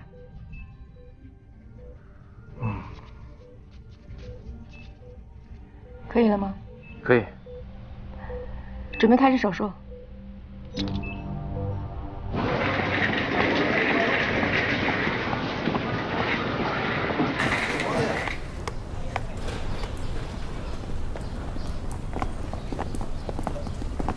魏朝阳，怎么样 ？ICU 转回来时有没有输肺战？好多了。多谢唐主任救了我儿子的小命。我得问你儿子，感觉怎么样？好多了。哦，对了，唐主任，我儿子什么时候能下床活动呢？他术中跟术后用了大量的血管活性药，所以要多休息2天，现在还不能。不过你很勇敢，你已经闯过一大关了，很不错了。我看看你伤口，别担心了。上面打开一点就行。可以，长得不错，绑得再紧一点，好好休息啊。哎，好，谢谢唐主任，谢谢唐主任。这么大一台手术，术中还有心栓，一关体外循环就心脏停跳，上了2天埃克膜才缓过来。哎，没想到就这么几天就又整回来病。那还好，病人年轻嘛，身体素质好。是。王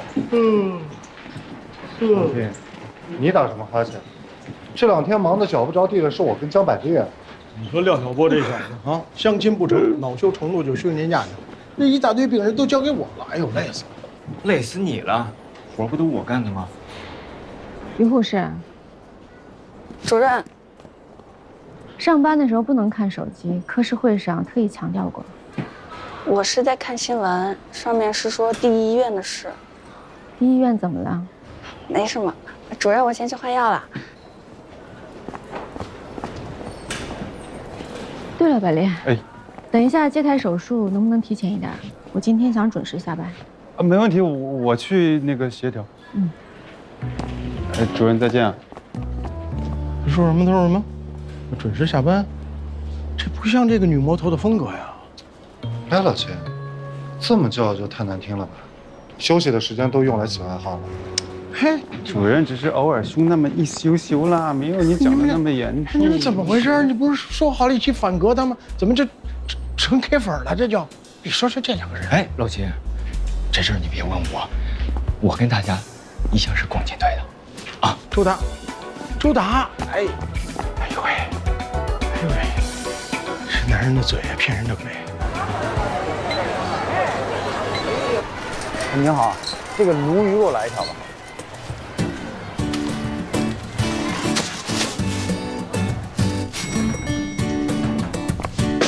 等一下。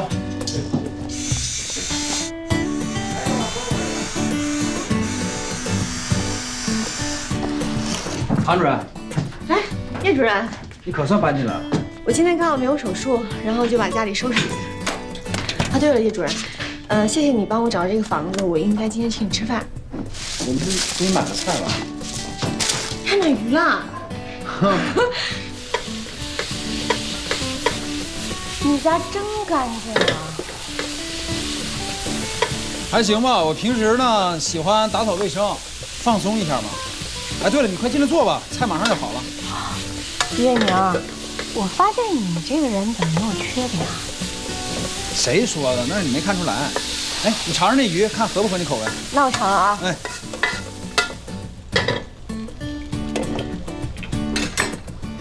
来。怎么样？好吃吗？太好吃了。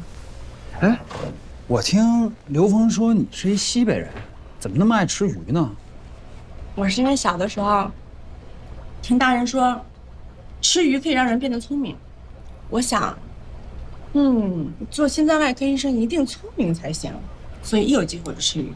你小的时候是多大？8岁。8岁，8岁你就想当外科医生了？你该不会也是外科世家吧？不是。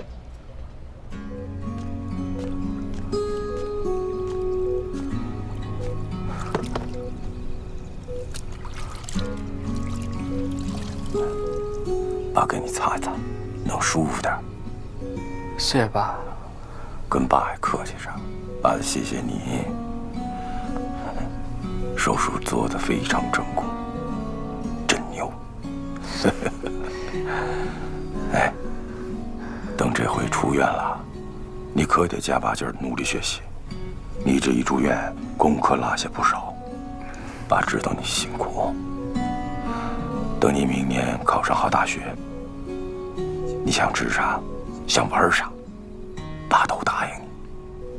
哎，你说你爸，就只读到了职高，这辈子就没什么盼头了。爸就盼着你成才。爸，我腿有点疼。腿疼？右腿。你是不是躺时间长了，麻了吧？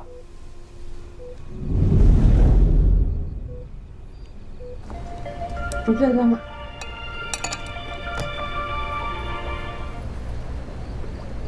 喂，张美莲。好，好，我马上回来。好。今天一个病人出事了，我得马上回医院。要出差。要不然热热。晚上再晚一点，或者是明天带到医院。谢谢你的雨啊，谢谢啊。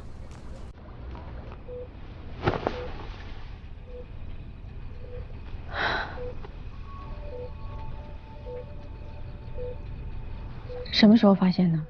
吃晚饭的时候，后来就越来越疼。唐主任，这是怎么回事啊？这腿上长的，这一大片。不是这样的，这是手术后的并发症的一种。魏朝阳入院的时候心功能很差，所以术中术后注射了大量的血管活性药。可是这种药会导致周围的血管收缩，这样的话下肢流血不畅。先用药试一下吧，看看效果。那不会有事吧？现在还不好使。陈百烈，泵入肝素、罂粟碱，注意下肢保暖，要增加血流，时刻关注他的病情变化。行，那主用心。去吧。爸，没事，别着急，这不大夫都在给你治呢吗？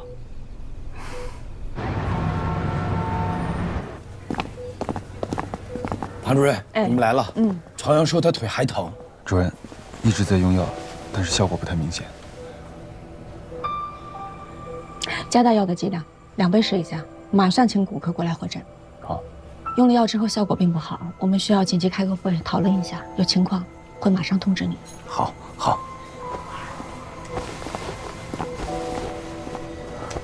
爸，没事，坚强点啊。这个情况很不乐观，肌肉都已经坏死了。我昨天守了一晚，进展很快，似乎很难逆转。血管活性药用多了就是这样，但如果当时不用的话，病人也就没命了。这是个两难的问题，无解。等骨科的会诊结果出来之后，我们再决定最终的治疗方案吧。要不然搁墙上。处长，我个人觉得还是隐蔽一点的位置比较好，您说呢？欧阳处长，又来检查卫生吗？今天真的不是，因为第一医院的事情，所以咱们院要全面提升安全措施，护士站统一安装1级报警设备，门卡呢也要全面升级。第一医院怎么了？昨天于护士也说第一医院，你不知道吗？第一医院昨天发生了一起暴力伤医事件，眼科的一名医生在门诊被他的病人砍伤了。我问过第一院的人，这个人多处颅脑外伤，昨天抢救了1天，现在还在昏迷，不知道能不能醒过来。你们认识这个医生吗？不认识，但大家不是同行吗？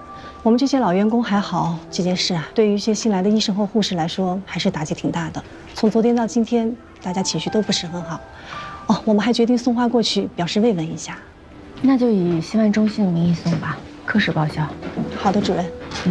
汤主任，心脏外科也是医患纠纷的高发科室，你要多注意啊。以我的经验，这种事情可能会有连锁效应。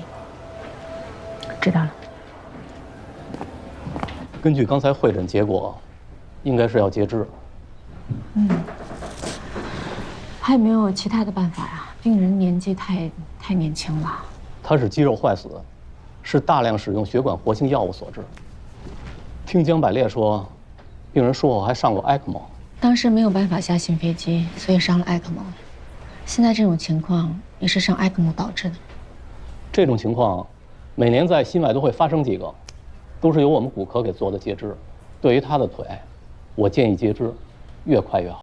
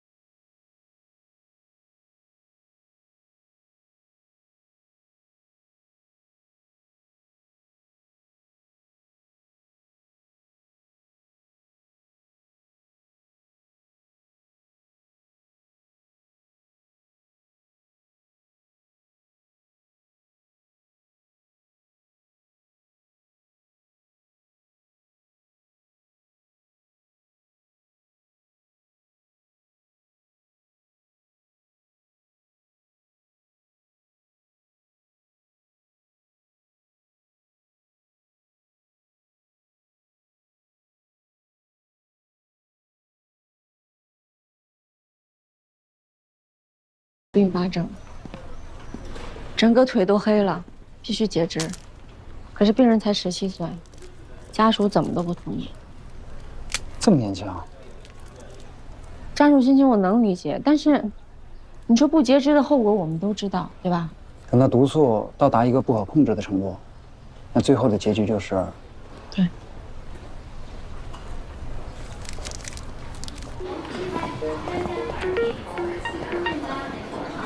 喂，杨瑞。哈？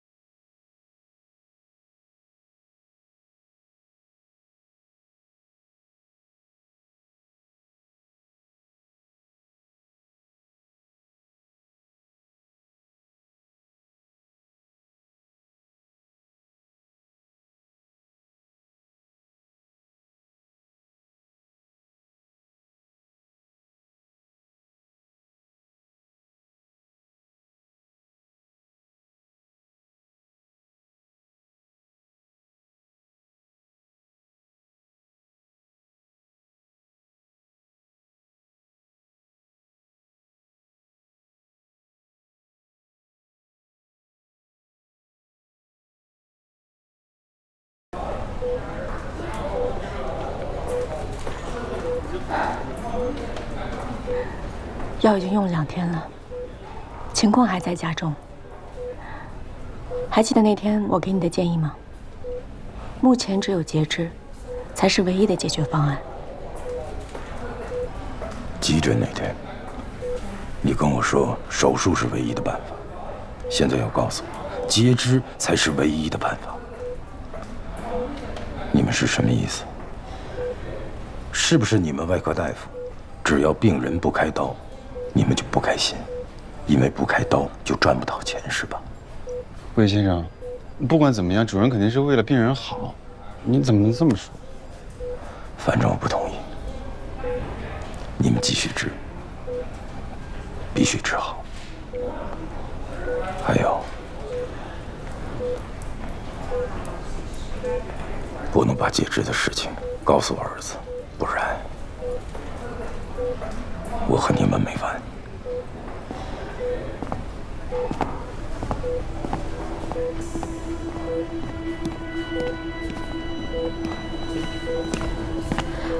做得对，这些大夫就这样，只顾自个儿方便，哪有来做心脏手术给孩子把腿切了的？你呀，坚持住，别被他们唬了。咱自个儿的亲人呐，自己保护，不能指望这些大夫啊。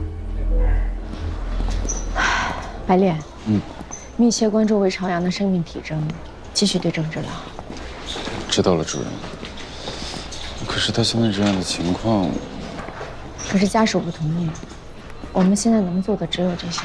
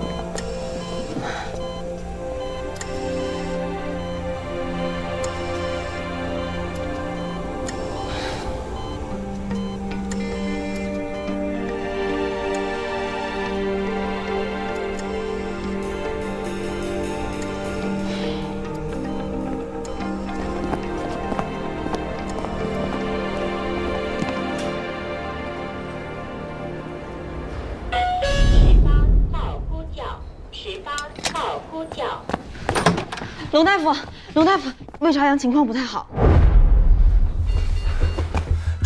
朝阳，你别着急，大夫马上来。大夫，我儿子说他喘不上气来，面罩。魏朝阳，坚持住。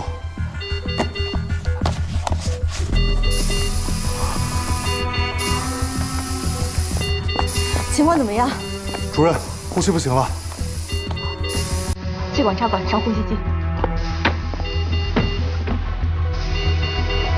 别麻醉，急送药。来，快，拔。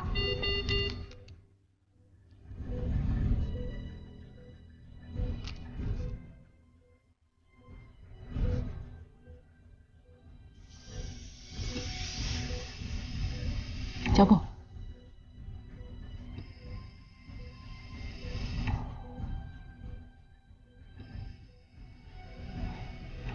可以了。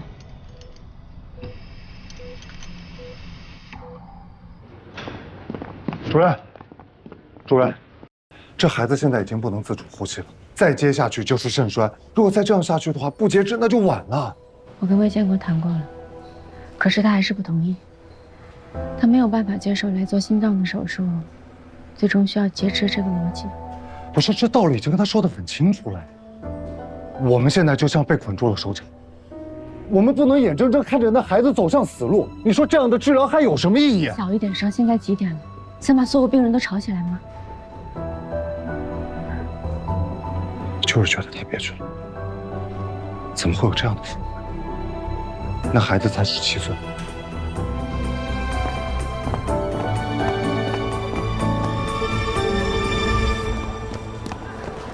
护士长，有人找你。谁啊？吴明丽女士，这是杨瑞先生送给你的生日礼物，麻烦您签收一下。哎，好。谢谢啊，辛苦你了。护士长，你男朋友对你也太体贴了吧？罗大小姐，孩子快去忙，你现在很闲吗？去年就送了蛋糕，今年又送，这蛋糕看着真不错。我去跟他们说中午有甜品吃了。好，那就中午给大家分了吧。不过千万不要闹腾，不要跟我过生日了，毕竟这里是病区嘛。知道了，知道了。那我们悄悄的过。好吧，那就帮我放到休息室吧，谢谢。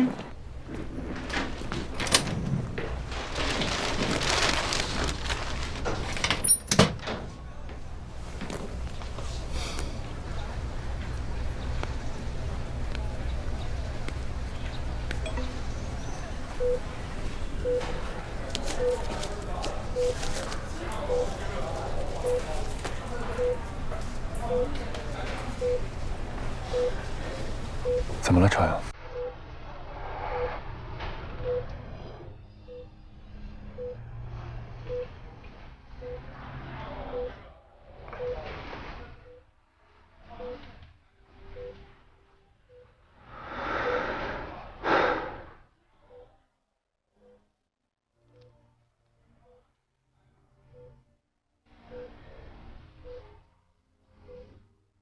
你的腿保不住了，必须要截肢。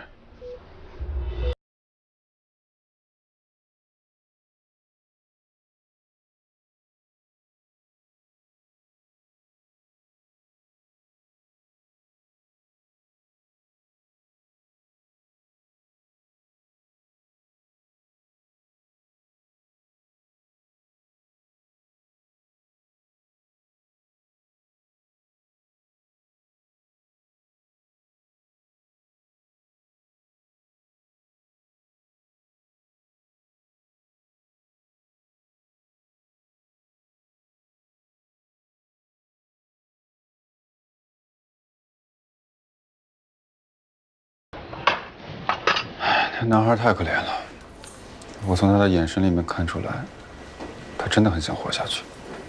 那我们也没办法。我知道。去吃饭不？我就不吃了吧，没胃口。那你帮我看一下护士站。好。祝你生日快乐，祝你生日快乐，祝你生日快乐，祝你生日快乐。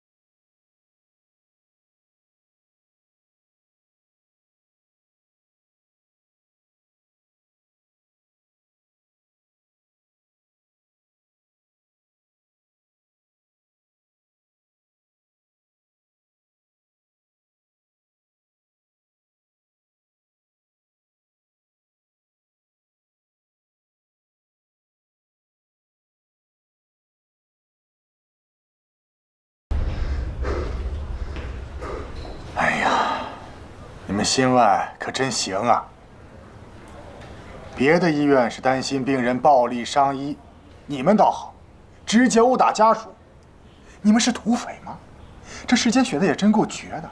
第一医院刚刚出了这事儿，医患关系最敏感的时候。你去问一下龙向东，他是嫌我命长，想气死我吗？院长，你消消气，我骂过他了，也让他跟家属道过歉了。骂管什么用啊？打人犯法，懂不懂？谁知道他最近怎么了？应该是急火攻心，他认罚。院长，您想怎么罚就怎么罚他。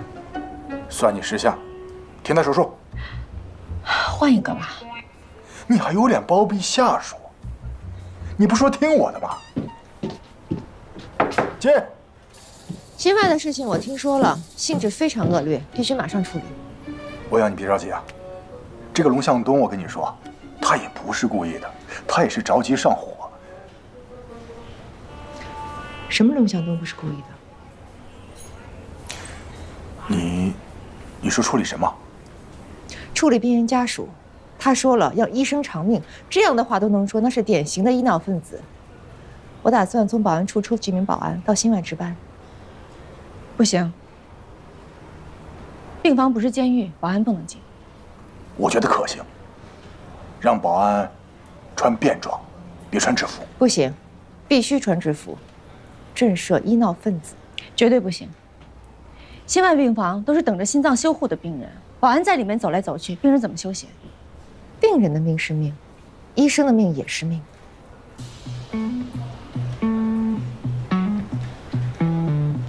刘峰，你说，刘副院长，给个决断。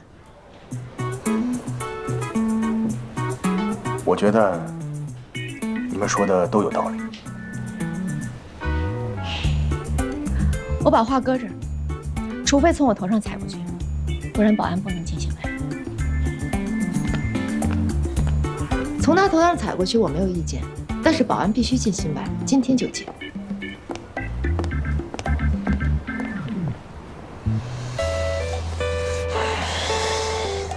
这俩女的，这跟谁发号施令呢？我才是副院长。哎，叶一鸣，那什么，你再帮我一次呗。龙医生，不是我说你，再怎么着急不应该动手啊。一想到魏建国说的那些话，还有第一医院的事儿，我就没控制住。那你就没有想过后果吗？现在想到了。我们控制不了别人，但是我们可以控制自己呀。以暴制暴是解决不了问题的。你赶紧把手冰敷一下吧，不然明天怎么做手术？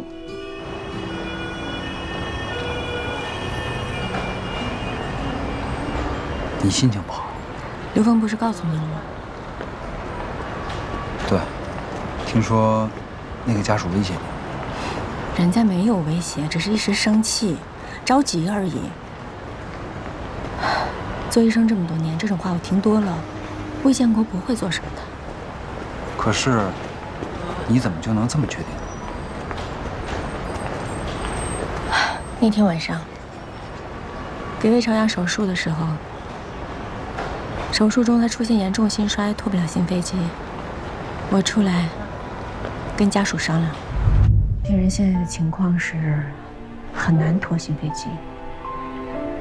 如果要让他下手术床的话，要用埃克莫，靠机器代替心脏工作一段时间，看心脏能不能恢复。埃克莫费用很高，坦白讲，人财两失的可能性非常大。当然，这个决定需要家属来定。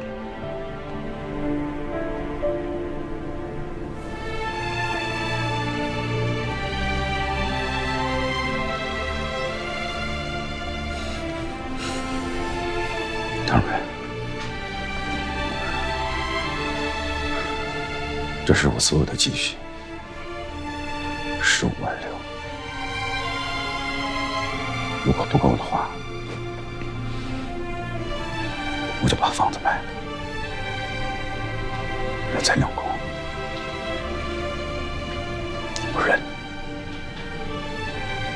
唐蕊，我就相信你，你一定要救救他。虽然我知道术后的并发症真的是没有办法控制，也不是我的责任，但是想想，我还是……但你还是很内疚。对，很内疚。你知道吗？在国外，如果出现这样的医疗纠纷，律师会告诉医生说，不要表现出有愧疚感，还有，千万不能说对不起，因为你说的任何一句都有可能将来在法庭上来指证你有罪。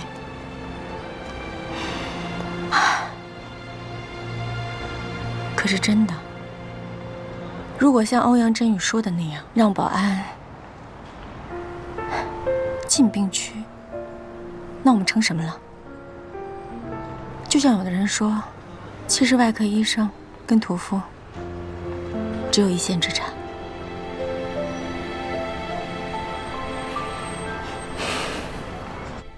魏朝阳，朝阳，魏朝阳，朝阳，魏朝阳，主任，情况怎么样？主任，我看看。主任，你看，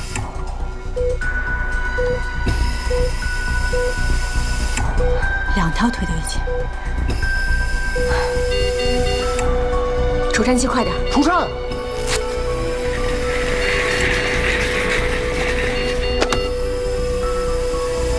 292，给电，给电，给了。再一次292， 292，充电，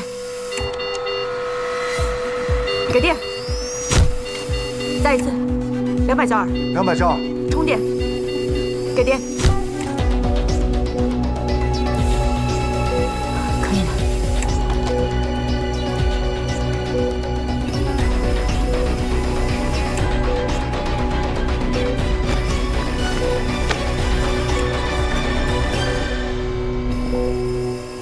今天必须截肢2条腿。什么？2条腿？你不说是1条腿吗？你已经看到了，另一条腿已经病变了。魏建国，我之前就告诉你，这是个恶性循环。刚才是因为血钾太高了，所以心脏骤停。除颤是除回来了，可是我告诉你，他现在人带着血液透析机，都控制不了他血钾升高的速度。如果心脏再停一次，人很可能救不回来了。魏建国。 没有腿人是可以活的，但是没有心脏什么都没了，你知道吗？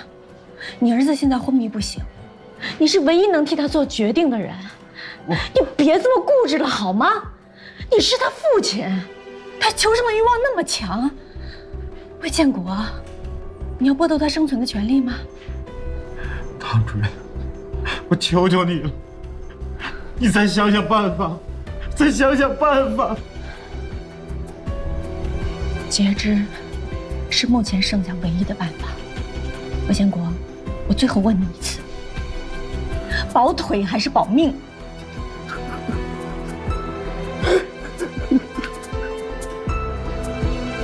保腿还是保命？保命。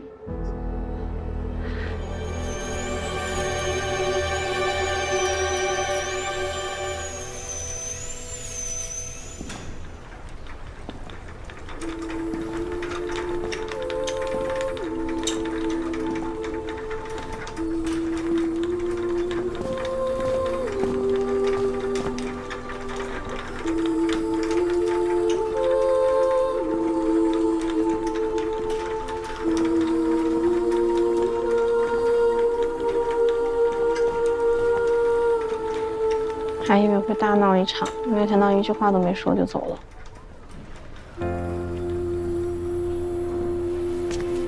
唐主任，刚下手术啊？啊。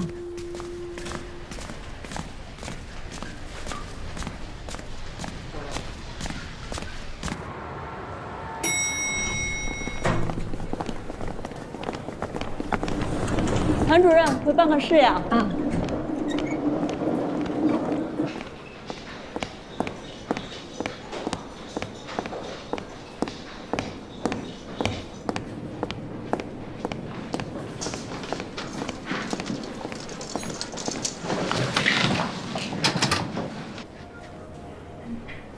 龙向东，楼下通道的门怎么锁了？啊，我打不开。你看能不能找个人帮我开一下？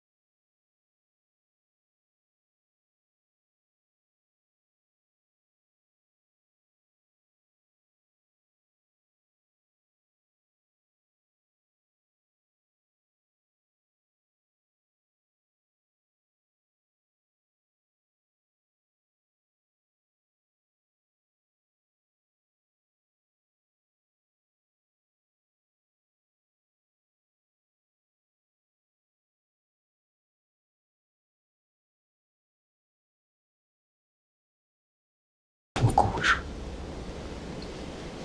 卫士，唐主任，我是来感谢你。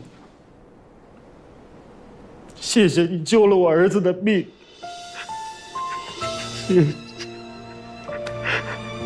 李难道，这。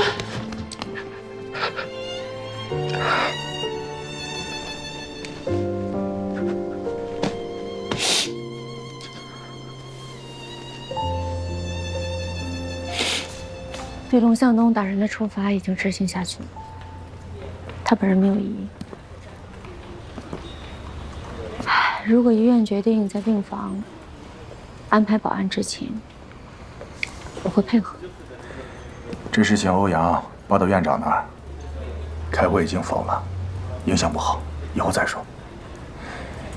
有个好消息，第一医院的眼科医生醒了，脱离了危险期。据说，当时有个老病人推了凶手一把，这医生啊，躲过了致命一击。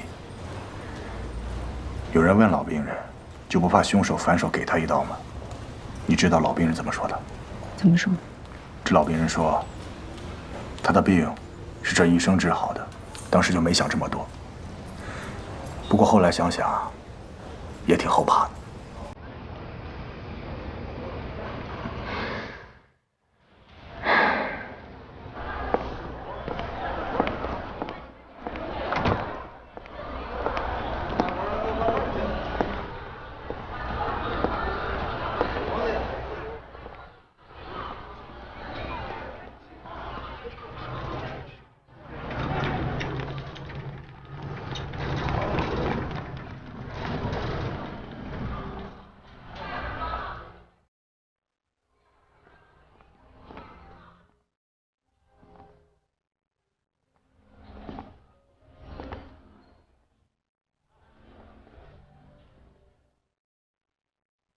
想明白了吗？什么想明白了呢？病人和医生之间的关系，是该亲近还是该防备？都不是，他们是需要我们帮助的人。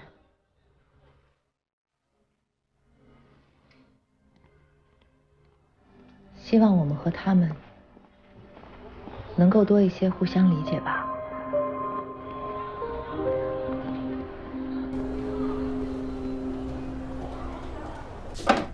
天哪，什么都没有。饿死我了。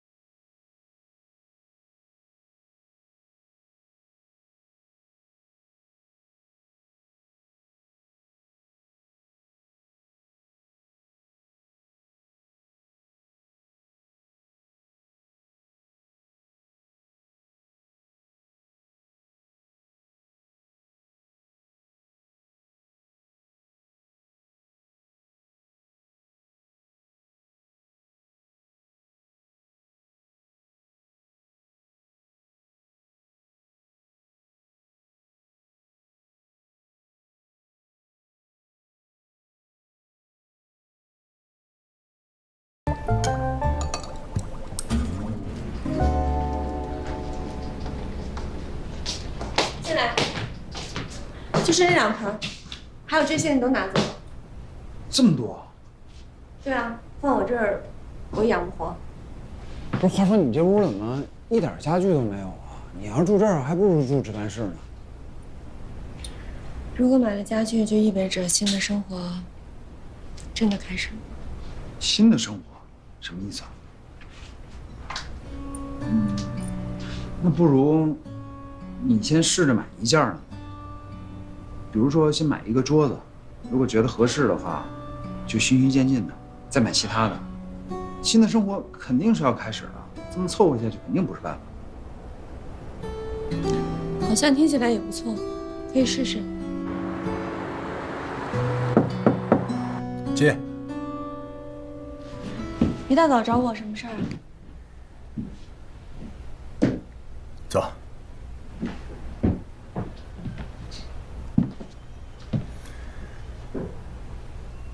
问一个问题啊，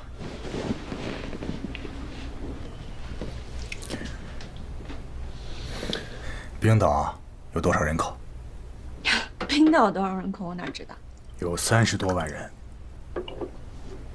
所以呢？仔细看。新伴侣3代人工心脏进军欧洲、冰岛等国，获批进入临床实验。这款人工心脏使用了最新的磁悬浮技术。初步计算，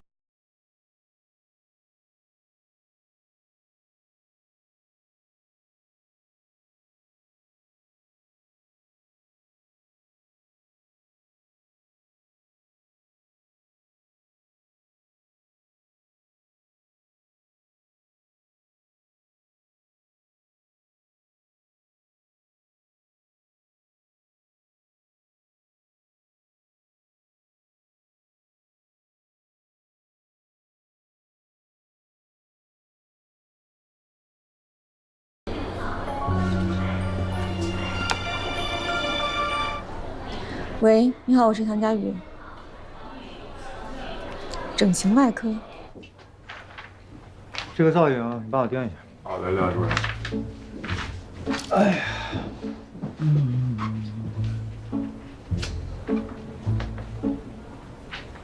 你看我，看你怎么不行了？你怎么了？你休假休少了啊？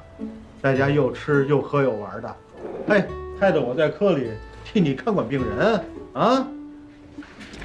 刘主任，其实都是我在看。是，没有吃吃喝喝，我也就是一天睡个10几个小时，太不行了。这都顶我3天的觉了，成心气人呢。你们以为我想休假呀？你们又不排我手术，我这手都痒。主任，哎，主任，哎，整形外科于主任转过来个病人，他过来跟大家说一下病人的情况。哦，哎，于主任，进来呀。哟，双弟，嘿嘿，哎，上次在你门诊跟你说话，你怎么不理我呀？你什么意思呀？啊？唐主任，有秦大东在，我没办法说明情况的。为什么？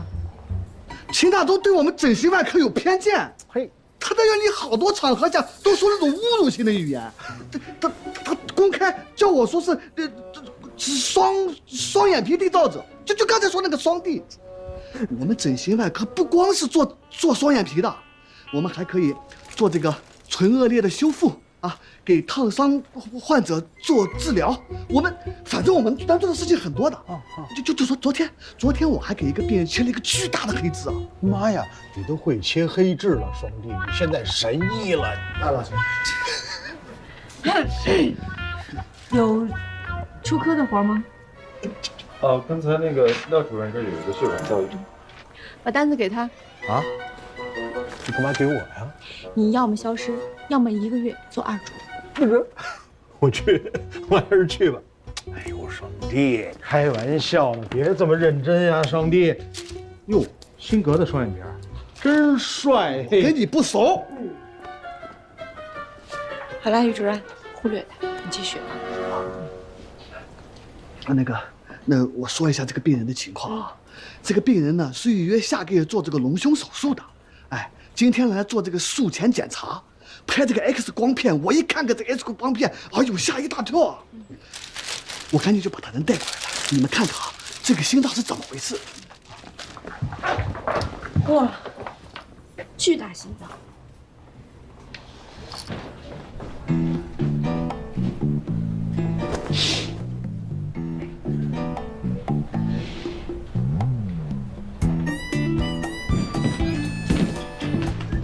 徐明珠。于主任呢？啊，于主任回整形外科了。你知道自己得的是什么病吗？什么病？我该不会得癌症了吧？我认识一个女的得了乳腺癌，我该不会也是？我们这是心脏外科，你怎么可能得乳腺癌？那是哪病了？主任，有人找你。哦。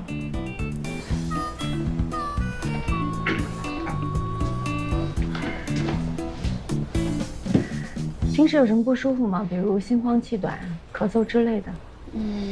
好像是有一点。我这些年总是感冒，然后身体确实有些不舒服。我给你听个心脏。好。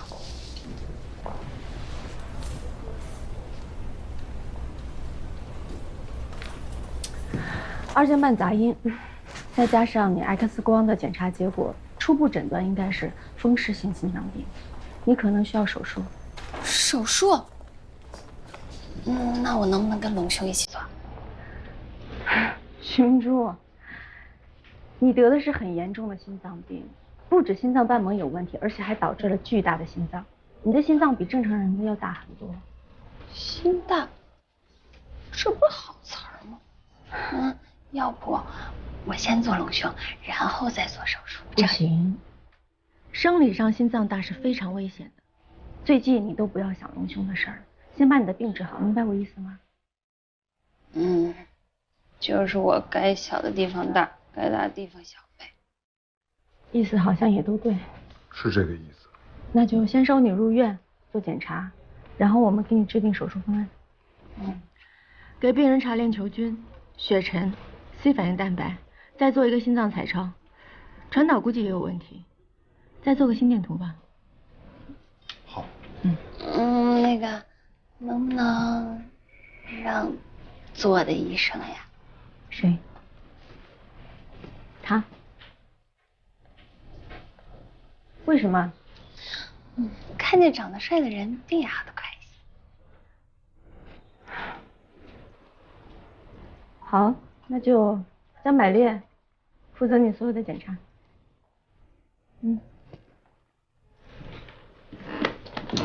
辛苦了，帅哥。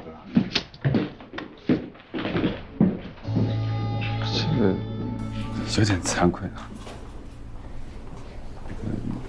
你先把病服换了吧。那病人的检查就由江百烈负责。周达，你去 ICU， 龙向东，你跟廖晓波跟我上手术。好。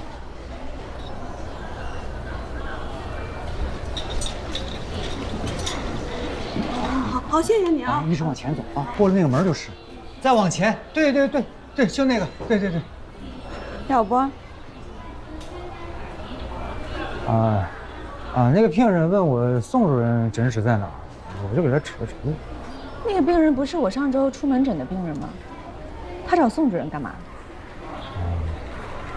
病人改变主意了呗，想换医生，这我也管不着啊。唐主任，要不咱们就实话实说吧。你说我在你这儿呢，只能给你添堵，要不你就放我回宋主任那组，我保证，以后咱们井水不犯河水，怎么样？廖晓波，你是哪来的自信，以为你有资格跟我谈条件？你就给我老老实实在中医部待着，哪儿都不能去。我收拾你办法多着去了。唐主任，这个你看赵颖那边扣了咱们重病组好多的单子，都说是这个报告没填完呢，什么什么。这怎么办呀？给廖晓波吧。今后咱们组所有的文职工作都交给他做。得嘞。不是主任，今天好不容易排了我一台手术，我想上手术。不用上手术了，从今以后你就留在办公室补报告。万一有什么新来的病人，你好给他指路啊。宋主任办公室该怎么走？你替他上手术。得嘞。不是唐主任，这个手术，恭喜你接受这个光荣而艰巨的任务啊！哎呀，姐，你们就这么让他为所欲为啊？哎呀，你就知足吧，歇假歇了那么多日子，都不想上班了吧？啊，我这跟他申请歇假都说了多少次了，一次次的都给我本回来了。哎，得了，我上手术去了。